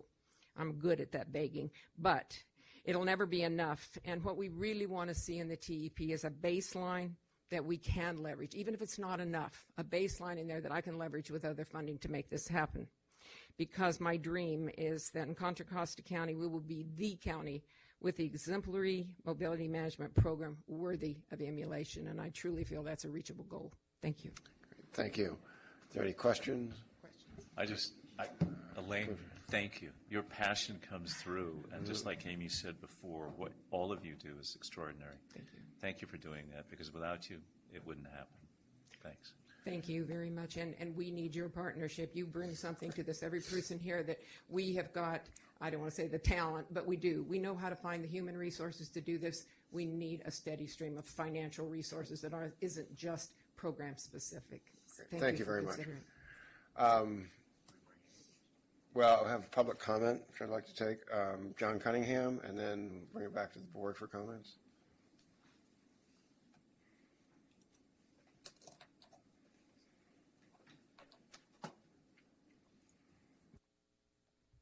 Hello, John Cunningham. I'm a transportation planner with Contra Costa County. Just had a brief comment on the staff report. I think the proposal in the staff report to conduct a accessible transit strategic plan is a good one. Really, mobility management is just a start.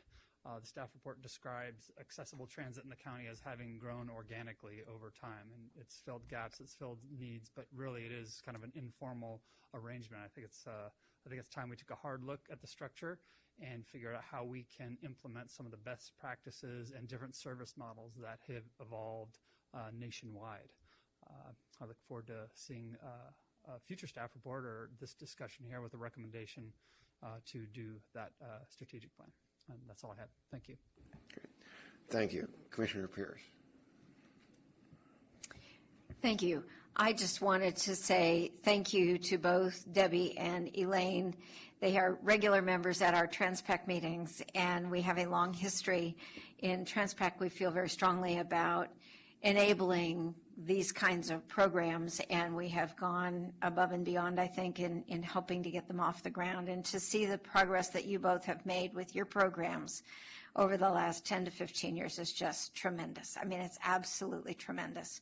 And so we're really proud to have been part of that, and I'm looking forward to the whole authority participating in a more formal way in that, because frankly, Debbie, you said the last of the baby boomers turned 65. You actually meant the first of the baby boomers turned 65 in 2011. And as a card-carrying Medicare and Social Security person myself, I am looking forward to being able to call up one of those buses when I really don't feel responsible to drive. So keep it up. You're doing a great job. Commissioner Arnridge and Commissioner Worth. I agree with everything Julie just said. I'd just like to add, I think what John Cunningham brought up is actually a great idea, and it's something we haven't done because I don't think any of us in our own worlds had the experience of know how to deal with that type of mobility, and I think that, as Elaine has just indicated, they've proven themselves, and I think it's worthy of the ask that while we're talking about performance standards, they created performance standards for us, and now we need to help provide the funding for them. But I do think now that we have enough between Debbie and Elaine and some of the other agencies that have stepped into this arena, and as indicated, it's going to get greater and greater percentage of our society needing that a real master plan, and we'd probably be the first to have done something like that, is probably something we ought to have as a deliverable that we help create. I think it works. It serves us well. Commissioner Worth? Yes, thank you. Thank you, Mr. Chair. Just briefly, I think one of the, status symbols in the Bay Area is getting that senior Clipper card.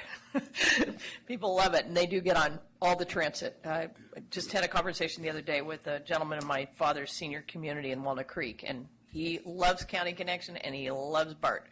But I did want to suggest that it might be helpful for us to get some current demographics for the whole county. I know we may be familiar with the smaller parts of the county, but to just give us a framework to say, as we're planning this transportation measure, what are some real significant demographic statistics that can give us some support and some information as we're going to putting together this measure. So picking up on kind of Newell's comments too about where we're headed. Thank you. Yeah, I don't think we need it tonight because we've got other agenda items to cover. I will add just real quickly that part of the partners in this mobility management are all of the transit operators. They're all sitting at the table when these groups meet to talk about this stuff. They see it as a very positive thing and a way to help them, maintain enough service to meet these future demands. So, great, thank you. So, are there other comments? Commissioner Mitroff. Thank you. And I just want to follow up with Julie's comments too. To Elaine and Debbie, we're very familiar with them. But I also want to second what Newell was saying, and I think with what Amy was mentioning with getting the demographics and doing the study. As you recall, the county letter that came forward did put a pretty big emphasis on mobility management. And I think this is what we need to be doing as part of this whole plan. And I'm hoping that the study can be funded out of something else so that it can get moving forward sooner rather than later, even though we want to put some type of mobility management language in our measure. And I'll leave that to staff to come back. I don't need a response right now, but I would think, I don't know what kind of dollars we're talking about, but I don't want to see the study being funded out of the measure. I'd rather see the study funded with other resources that we might be able to put together, unless you bring back and tell us this is the only way we can do it, and get this kind of information that Amy was talking about so that we can begin to move forward with that. Thank you. Debbie says she has money to do the demographic digging, and we will look at other sources to see what we can bring back for doing the study in advance. Very good, thank you. Commissioner Simmons. Thank you. I was just going to add that one of the complexities that's provided by federal law, as I understand it, is that the transit agencies are only required to provide the paratransit service within a quarter mile of a fixed route. So you have, well, we're using 1/4, I think. Oh, 3/4, okay. And so you have gaps in the network regardless, and so having flexibility, having both the transit operators and these nonprofit entities at the same table talking about how we look at the entire system is a really important aspect of how whatever language is drafted moves forward. So I am sensing very strong support for keeping this concept in a new measure, with some focus on mobility management and doing a strategic plan for that, and we look forward to the draft proposal. So, thank you. So then if we could move back to item 1.2, which is the update on discussions with Expenditure Plan Advisory Committee and other stakeholders. Mr. Chittenden.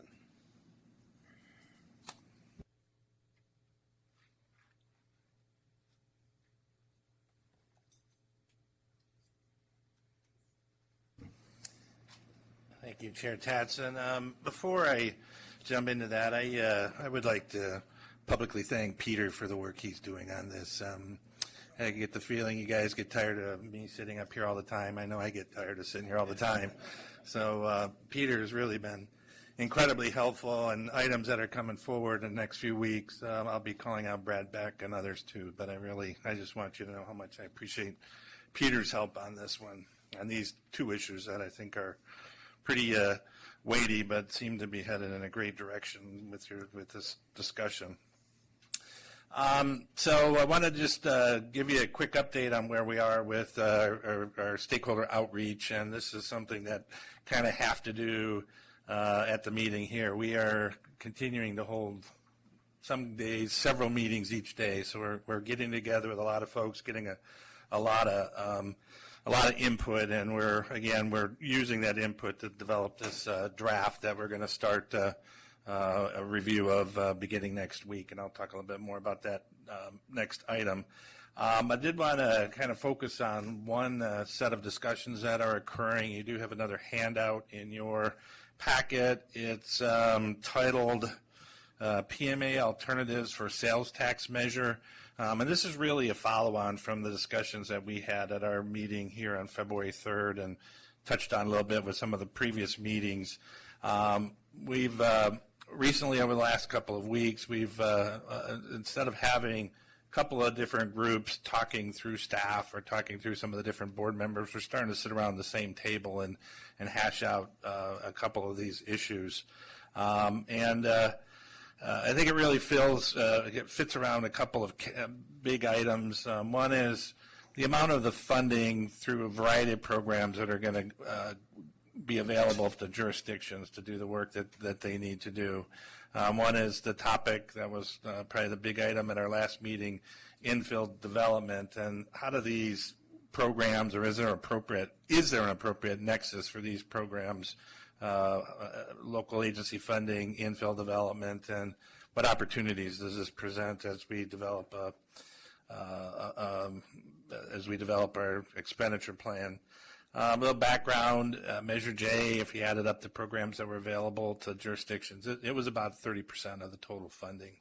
And we've heard loud and clear from the public works folks, from the city managers, from several of you, that we need to find a way to bump that up.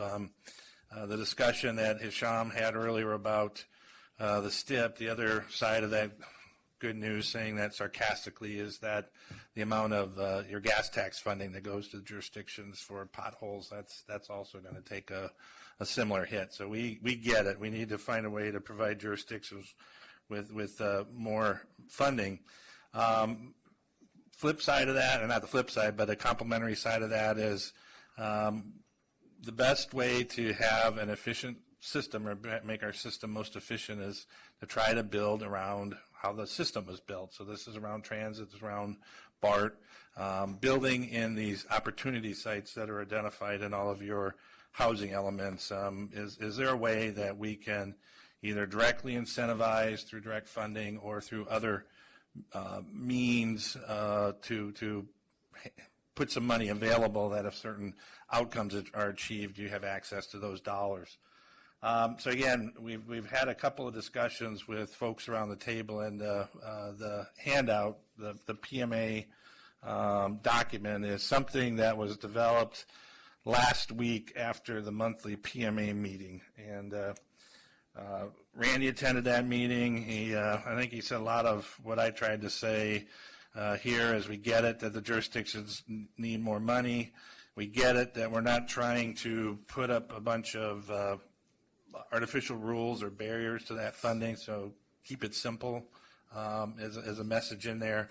But we also recognize that the accountability says that we have to demonstrate certain outcomes for these dollars. So what you see here is what the PMA found to be an interesting proposal. Put a 23% return to source component in the plan. One of the items we talked extensively about last week is the term that was used here is transportation incentive component. And again, one of the comments we've heard from several of the city managers is that there's a lot of good projects that could compete for this funding, and the best way to find those projects is to bring them forward and have an open and fair competition at each of the RTPCs. So this, as written, the proposal would be that this would be an RTPC managed program. And then, as you just heard from Dave Campbell, we need to put in some significant funding to make our streets more accessible for cars, transit, bikes, all modes. So that's what's in here. I think it was similar to our discussion. A lot of folks are viewing the existing Transportation for Livable Community program out of Measure J to be probably adequate, and that would continue. And then an item that's going to continue to be discussed is disposition of the urban limit line. So I just wanted to share this with you. We had another robust discussion on that this afternoon with some of the EPAC members, both from kind of an environmental community, business development community.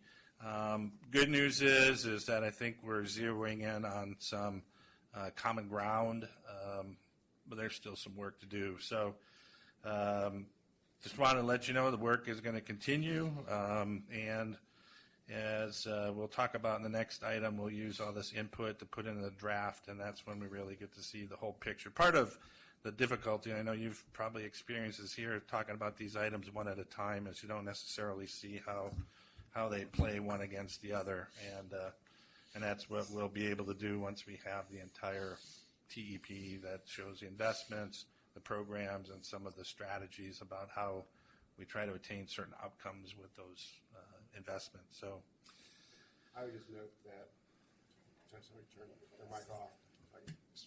I would just note that my understanding is that many cities are represented at the last PMA meeting, but not all. I think the county, for example, wasn't represented. So with that, maybe some comments, and we'll start just to my right. Commissioner Butt, can turn your microphone back on. Well, this has been a fascinating experience, and some of the things that make it both interesting and difficult in my mind are that, number one, is trying to really set what your priorities are. Number one, if this measure is not designed in a way that makes it pass, nobody gets anything.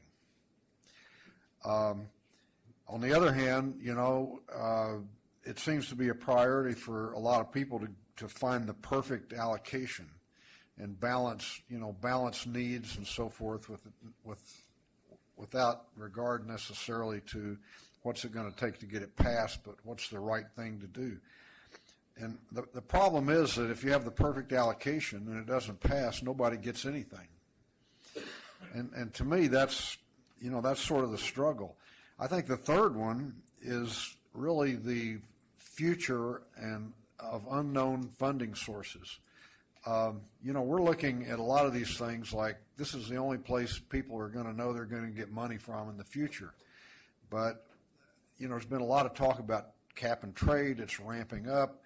What's the federal government going to do? What's the state going to do?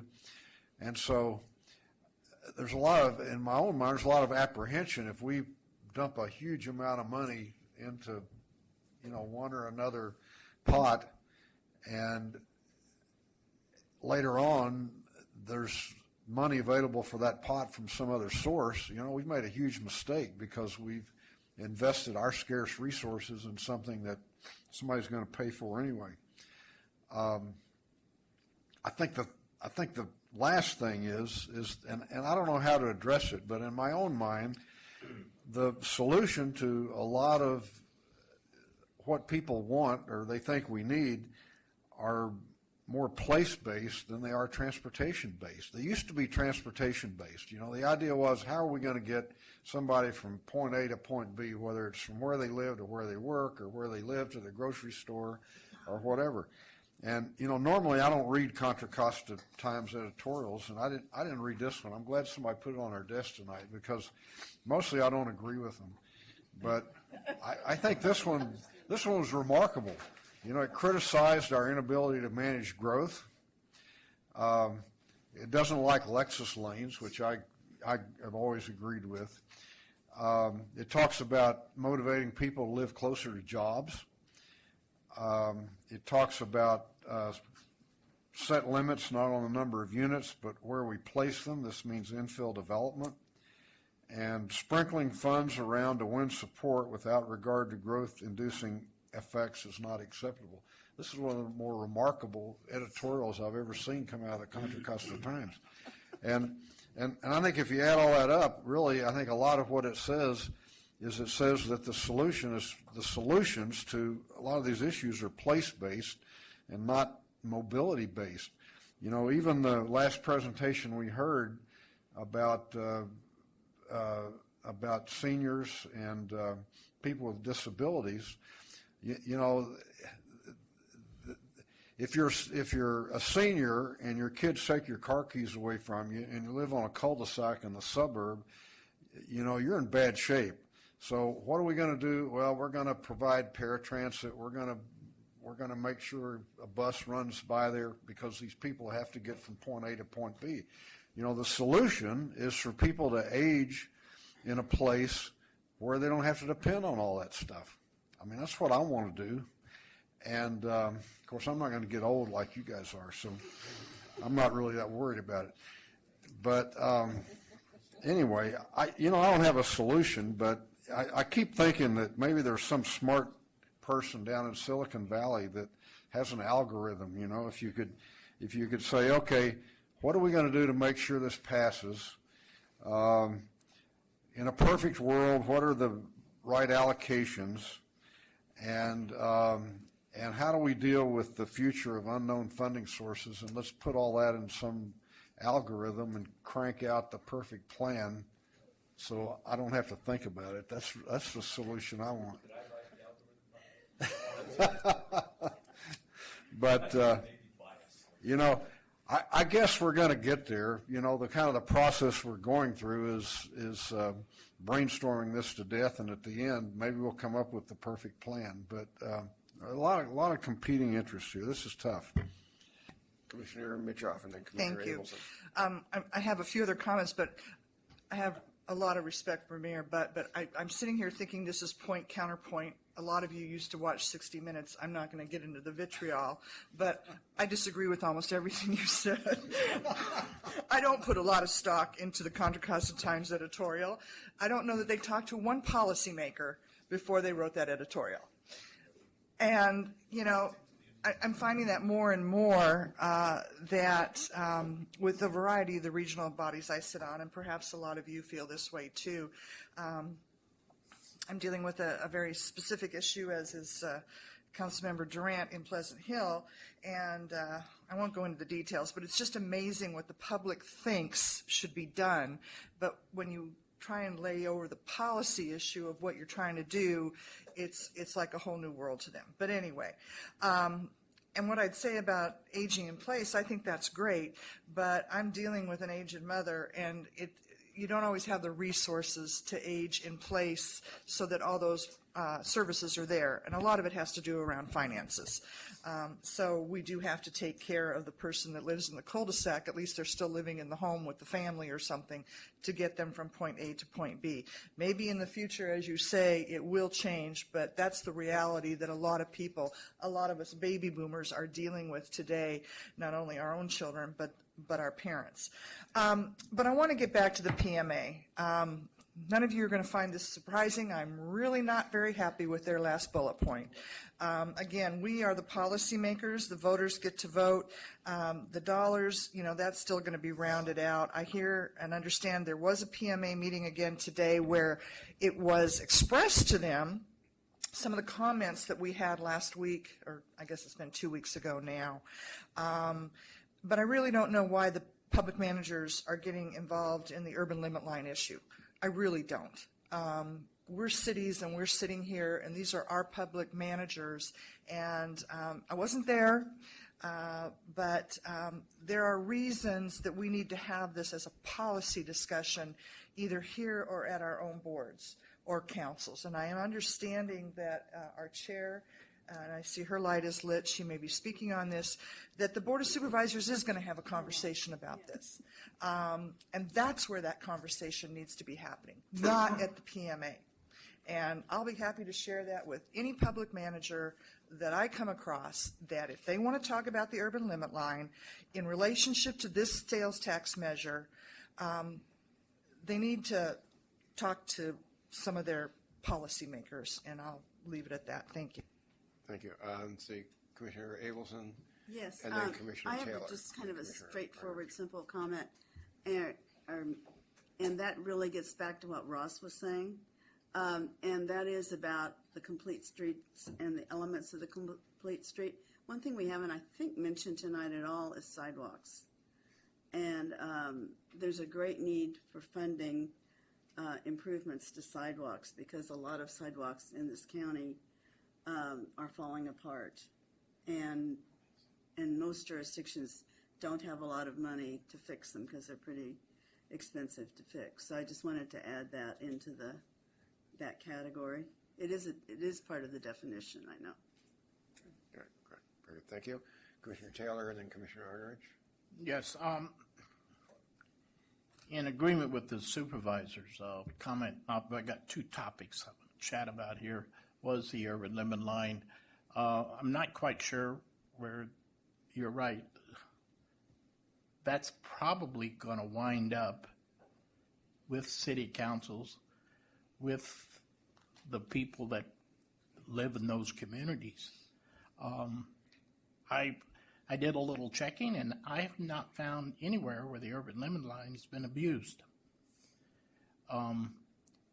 There are going to be insinuating circumstances as we get BART or we get better transportation and we start doing infill. You're still going to have more people.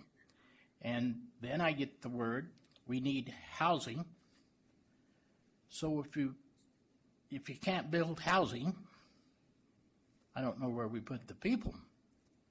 So there could be times that we need to look at our environment and our surroundings. And I'm in total agreement with you. And I think there are some areas that an urban limit line means nothing to them because they might not have the 30 acres to do anything with anyway. But I have a horrible situation in my city right now, and it was the county's fault. Actually, Supervisor Pifo can take that. Okay, well, there we go.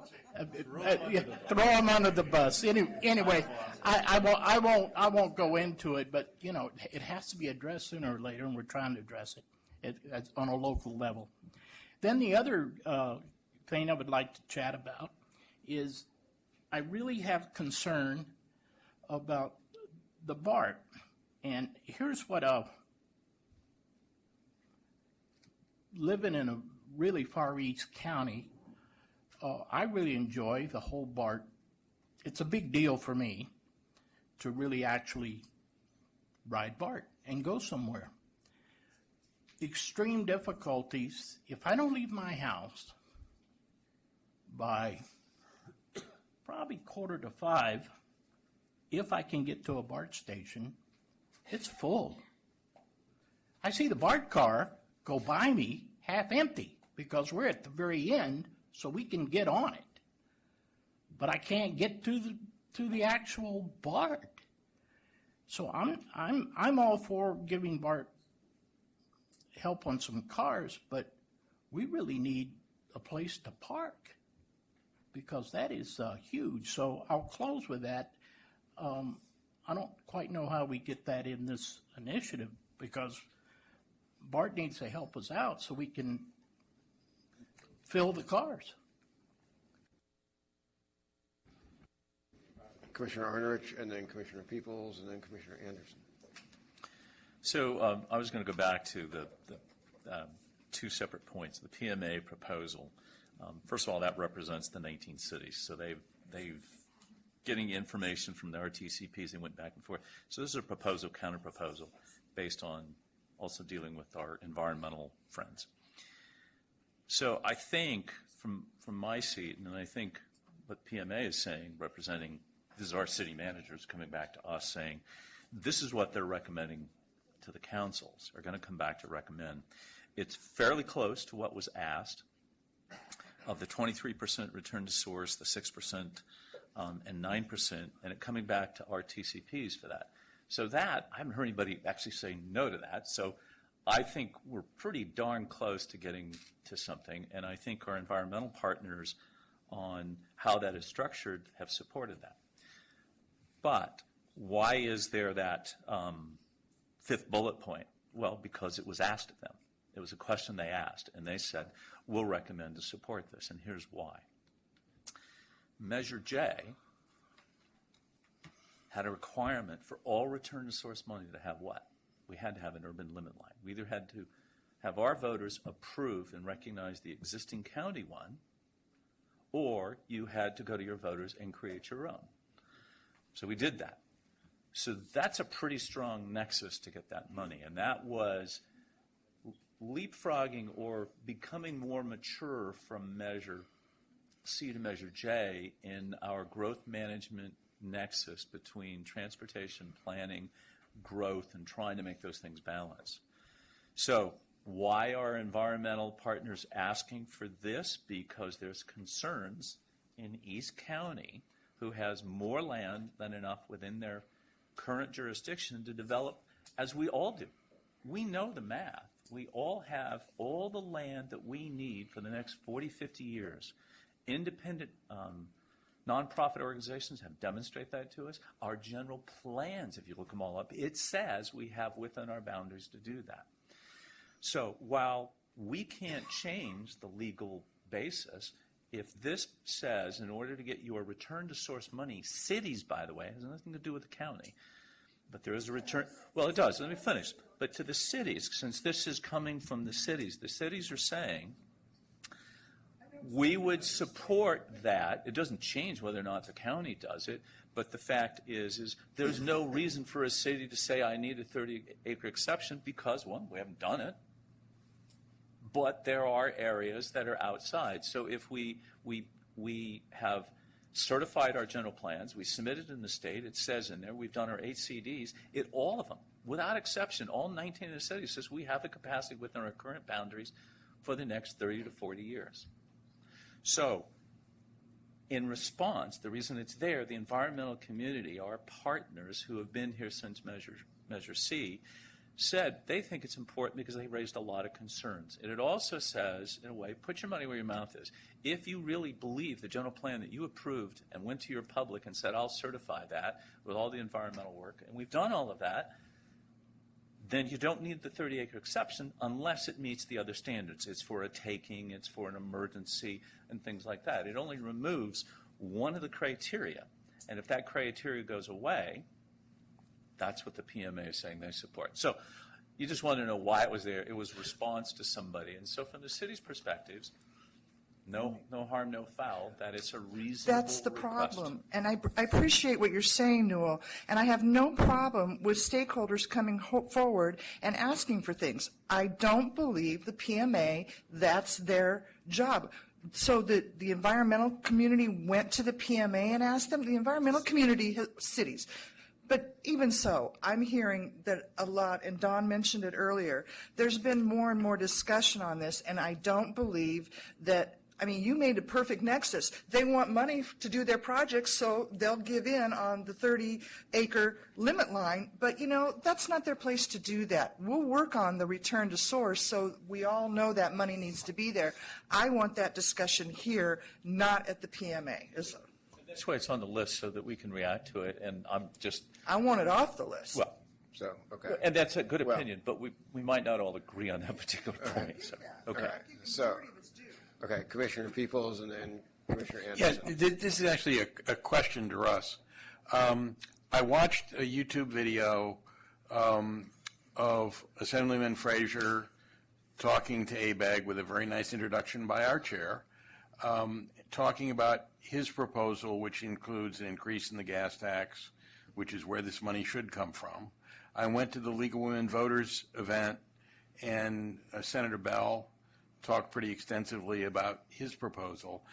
Did the PMA talk at all about these other, and it sort of follows up on something the mayor said, did they talk at all about potential other, and in my prejudiced opinion, more appropriate sources of funds from user fees rather than from general fund sales taxes? Yeah, well, certainly we, I'll say I and then others, we tried to interject that into the discussion because certainly a year ago I was very optimistic about those types of proposals and trying to say if the state fulfills its obligation and provides this funding, do we really need this level of funding?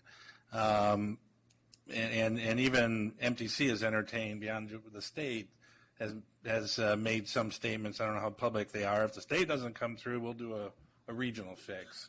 Well, we're into an election year. I've heard pretty informed people talk about some of those proposals with as low as a 5% likelihood of success. So the answer to your question is, yes, it's been discussed, and if it comes, great, but nobody's going to the bank on that. Okay, thank you. Commissioner Anderson? Yes, and we had a very robust discussion about this yesterday at SWAT, as I'm sure other RTPCs have, and a little bit of what I'm going to say today is a repeat of my comments at SWAT.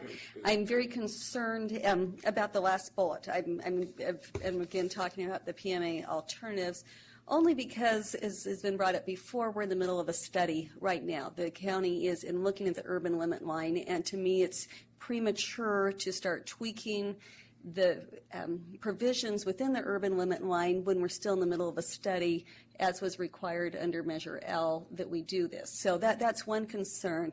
I'm also, when you look at unincorporated Contra Costa County, the urban limit line was not drawn with precision that followed property lines. You have it cutting right through parcels, and so we may find opportunities where a project that's within the urban limit line, which is a decent project, would be a much better project if it could be going, if a portion of it could be outside the urban limit line.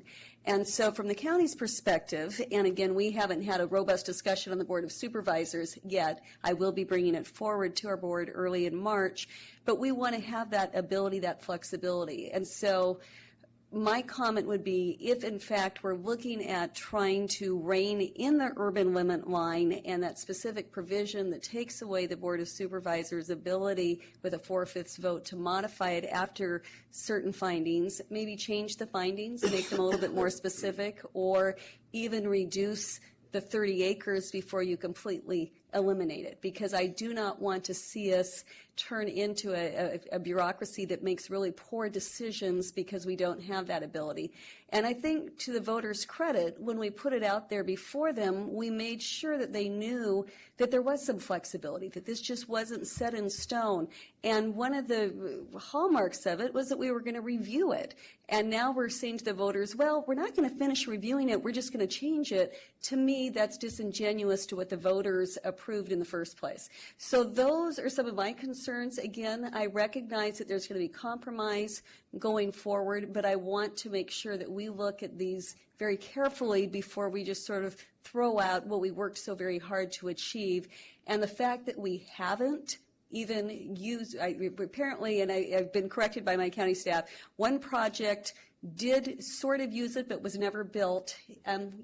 And then we do have a pending project, of course, out in the Tassajara Valley, but it's not something that has been abused. It's not a problem that needs to be fixed because we're not seeing this abuse going forward. But more importantly, I think we need a complete picture, meaning the end of a study, before we move forward to change it. So I just want to say that in the last couple of weeks since we had our last meeting, I've had some very good conversations with Martin Engelman and Mala and some email correspondence back and forth with John Kopchak, just in part so I could learn more about how the current process works. Because as I read the Measure J provisions, I had some questions about how things would apply, for example, to cities that adopted the county urban limit line with regards to the 30-acre adjustment. And so John's response to that was very helpful. And I think it's pretty clear this is a topic of broad interest. So what I would suggest is that we ask staff to, working with the county staff, to at least prepare an information memorandum that essentially provides a view of how would it currently work today if a proposal came forward. And then if you recall at the last meeting, we said that there were three broad items, or three broad options. One is we do nothing regarding the urban limit line.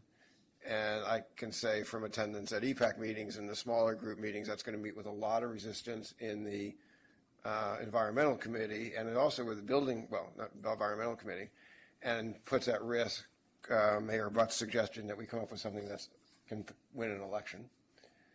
The other option is that we eliminate it, which is clearly raising concerns here, and will also do so with some of the building industry, and may also result in this not passing.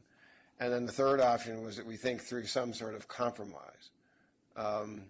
And maybe in this report we could lay out what some of the options are for compromise, not even necessarily a recommendation, but there are several ways to think about it and bring back the discussion, because I think the information might be helpful. Mr. Tatson, I guess I don't disagree with that conversation. I thought at our last meeting there was a nodding of heads, general consensus to leave it alone. That was my sense. I don't have a problem changing that concept and looking at a compromise or anything, but am I misremembering? Dave Hudson's over there shaking his head, sort of yes. Kevin's shaking his head, sort of. Okay. And even Newell sort of agreed with that concept of leaving it alone. I don't think a final decision was made, but I got the impression leaving our meeting that that's where a consensus of this body was. Again, I'm not opposed to looking at it again, but wasn't that our general consensus at the last meeting? I concur. I'm just saying that what we are hearing from the environmental committees, that this is a very important issue for them. And so I think it makes sense for us to relook at information. We may say we don't want to change it. We may not. Just as we may say that 23% is the right amount for return to source, or some other percentages. I guess my view of the PMA alternative is that it is the viewpoint of a particular group, just as the community vision document we got was the viewpoints of particular groups. We don't have to accept any of those, but we should be aware of them and think through how we can create a big tent. And I don't disagree with you. I just want to make sure that what my thought was. But I do know that we're not meeting again until March 9th. And as Supervisor Anderson said, we're probably going to take this up either on March 1st or March 8th at the Board of Supervisors. So in addition to what you're discussing as far as working with staff, watch our agendas, folks. It will be there. You're all invited, and that will be a good place to have this conversation. Thank you, Commissioner Worth. And then Commissioner Thank you, Hudson. Mr. Chair. As Commissioner Anderson mentioned, we had a robust discussion at SWAT the other day, but I just want to keep a couple things in mind, and I really concur with the Chair's recommendation that we make a thorough, good faith discussion of this. Put all the options on the table. Again, this is a fluid process. It's to come together with a measure. I think it's important to keep in mind that we have made incremental progress on growth management since the beginning, since our first transportation measure failed, and we came back with Measure C that included growth management in it. We're uniquely one of the counties that has that. But I think that it's important to also note that growth management is extremely important to the voters. This is something that voters consistently have supported, and so I think that it would be helpful to have those options out there. I recognize this is also something that has resulted often in conflict between the cities and the county, so it's something that we collectively need to work through. But I think it would be really helpful and to get all that information and again, perhaps we need to work to find something that we can all, of course, support. So I think that's a good next steps, and I would support that.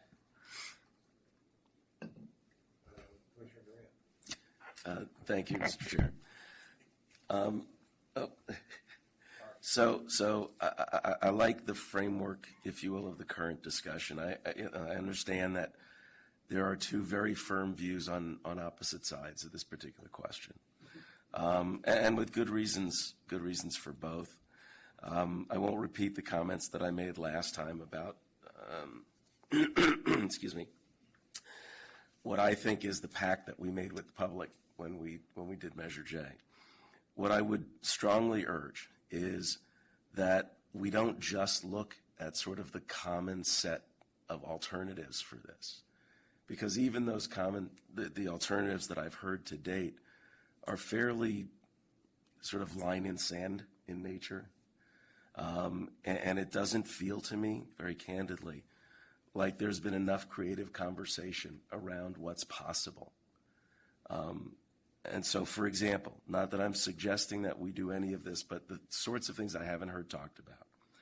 If there are areas in the county where nobody wants to expand the urban limit line, why not carve those out from the 30%?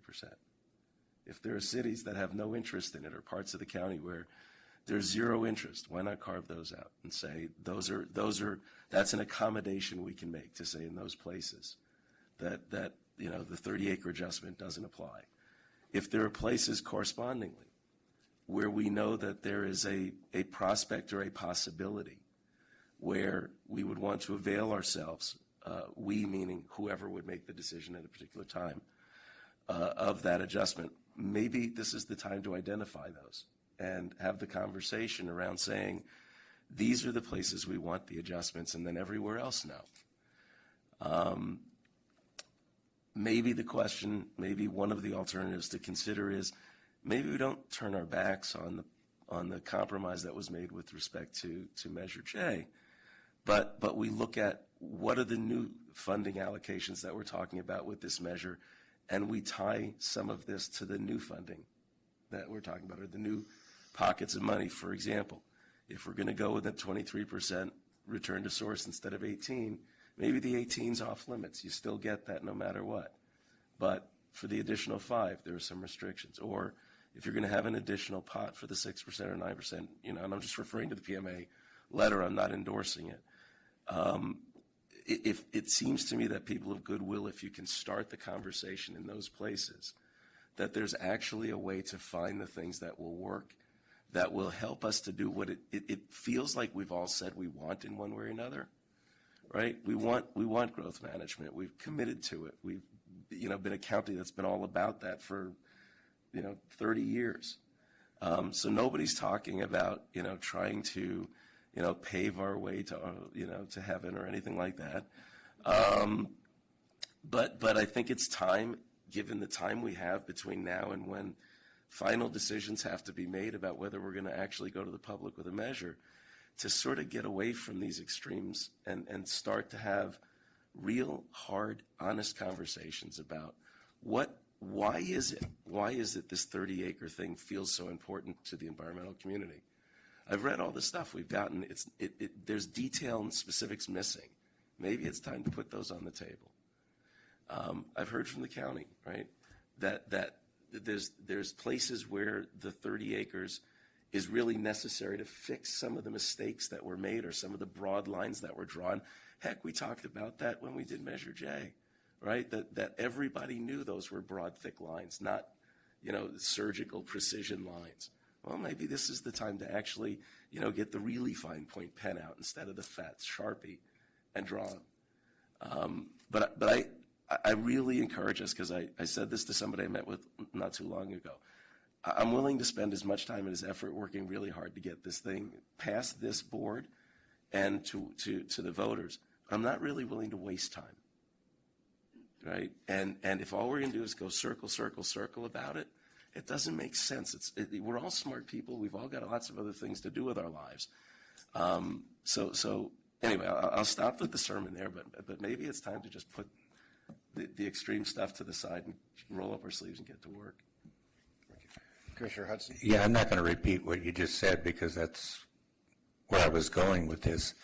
This looks very familiar to 2 years' worth of work in the TEP, and all of a sudden, okay, we've got our head in the sand, and you've got your head in the sand, and nobody's going to, move sand. Well, if that's the case, and I mentioned this to Don when we suggested this lovely position, that if we don't have something done by March, we're probably in, one of those things. And, is this so different than where we were during Measure L when you had to have, 75% of the population, 75% of the cities, and Concord and Antioch said no, and San Ramon already had their voter approved. We couldn't change. There's going to have to be a municipal, and we haven't even talked about that yet, municipal urban growth boundary. And if it helps at all, if you don't want 30 acres for San Ramon, I'm on your side. I'll reduce the 30 acres right now because the maximum we have is 25. But there's those kind of things out there, and I'm not trying to make a joke, and I'm kind of eyeballing Ron because unfortunately you're going to have to be the voice of reason that starts coming up with some suggestions, I think, or we're going to run out of time. And that's what worries me the most. Here's one of those impasses that seems to just drag on.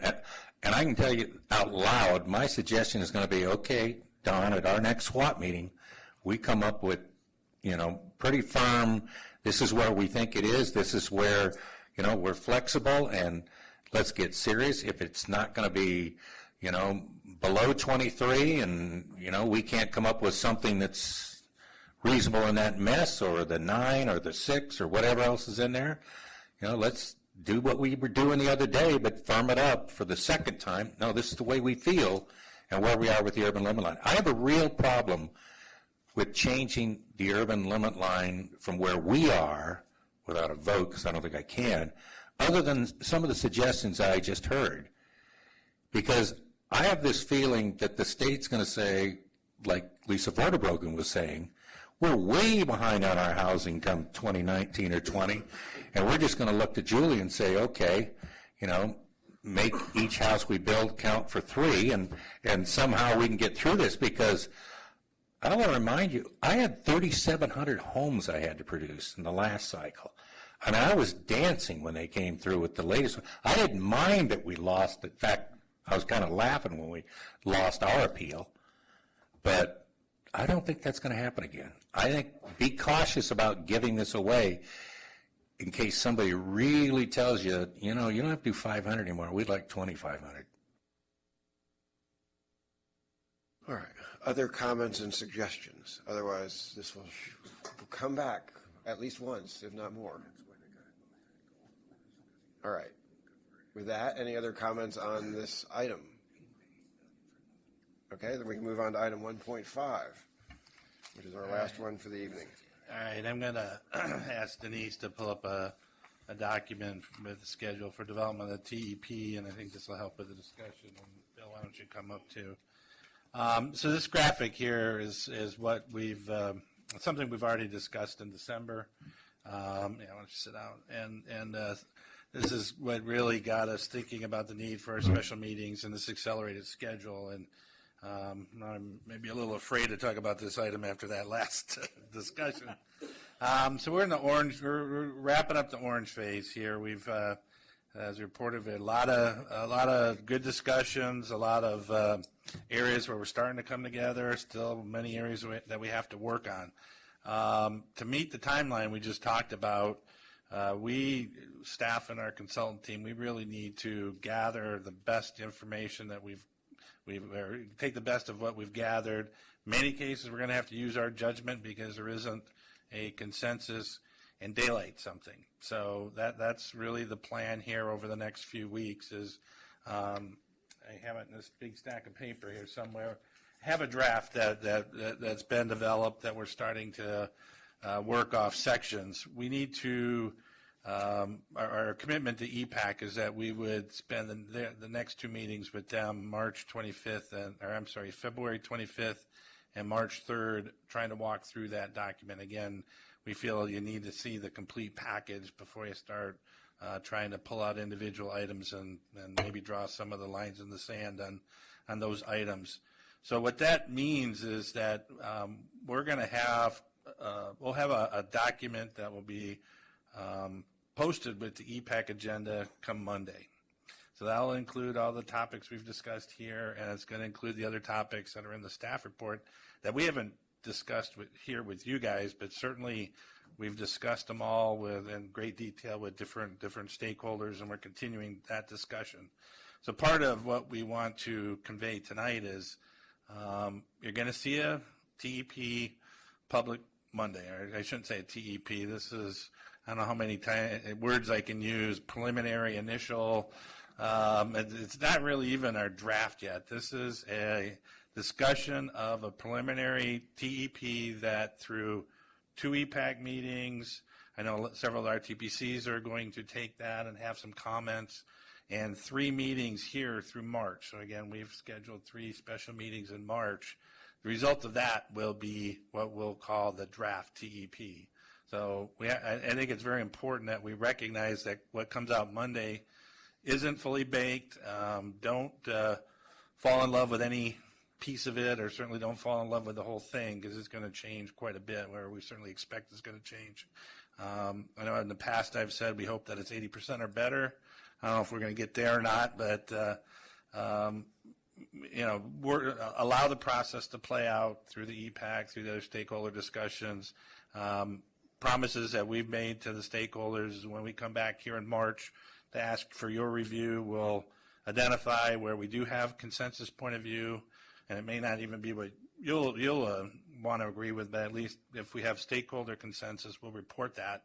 And then where we have significant alternate points of views, we'll report that as too, because we don't want to present something that we don't want to present something as a consensus document if it's really not. We think it's very important that we talk about the different perspectives and points of view in that. So anyway, just kind of rounding out here, so the orange schedule is working through the board here, EPAC, our TPCs, to gather information that will go into the draft that we will ask you to circulate for more formal comment at our meeting in March 28th, I believe, is our 3rd meeting in March. 29th? The Tuesday. Tuesday, okay. And then that's where we'll ask again for additional comment through the EPAC, our TPCs. If any of your city councils would like us to come by and talk about that, we'll be happy to do that.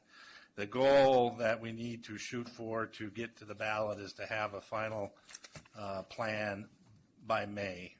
And then we would take that out and seek approval from the city councils and the board of supervisors, and ultimately ask the board to put this on the ballot in August. So I don't know if there's anything else you want to say, Bill, about the draft, because we really, again, the point is really to treat the draft as staff consultants' initial thoughts, open for discussion, and if we need to change things, we'll change them.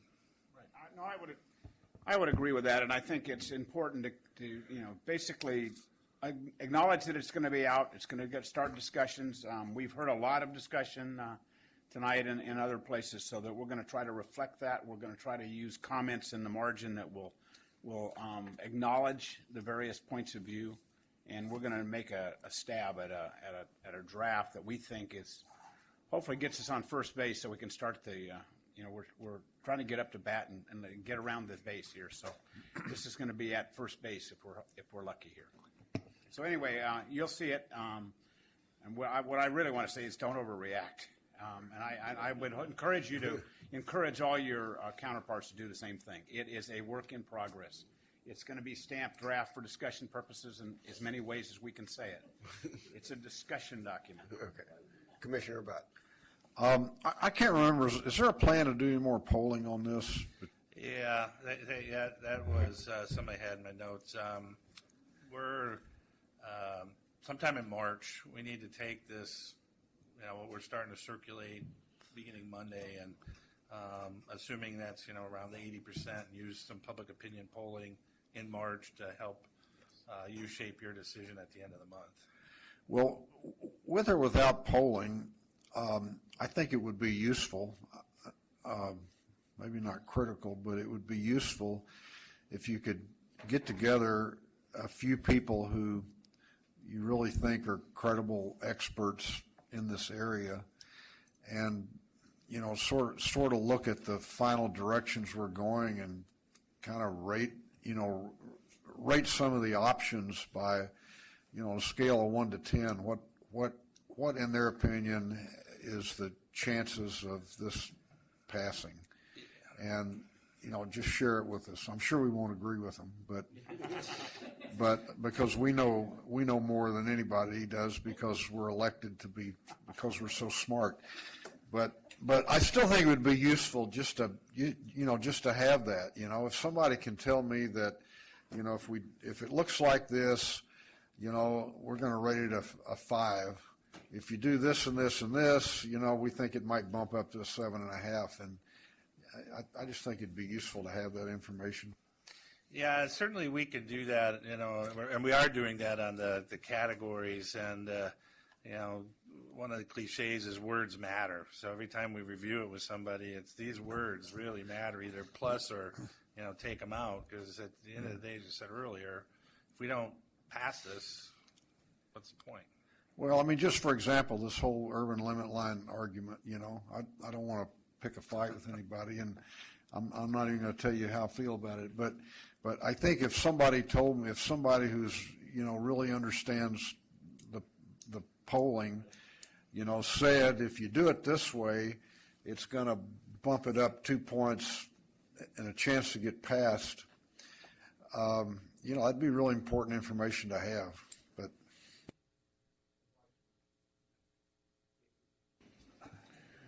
okay. Other comments? Is there any public comment on either this or the last item? And I apologize for not asking for public comment on the last item. Okay. Seeing none, then we are, just note that there's a set of meetings listed in the back of the agenda, and we are adjourned until our next special meeting on March 9th. Thank you. And thank you, Ross and Bill and everyone else.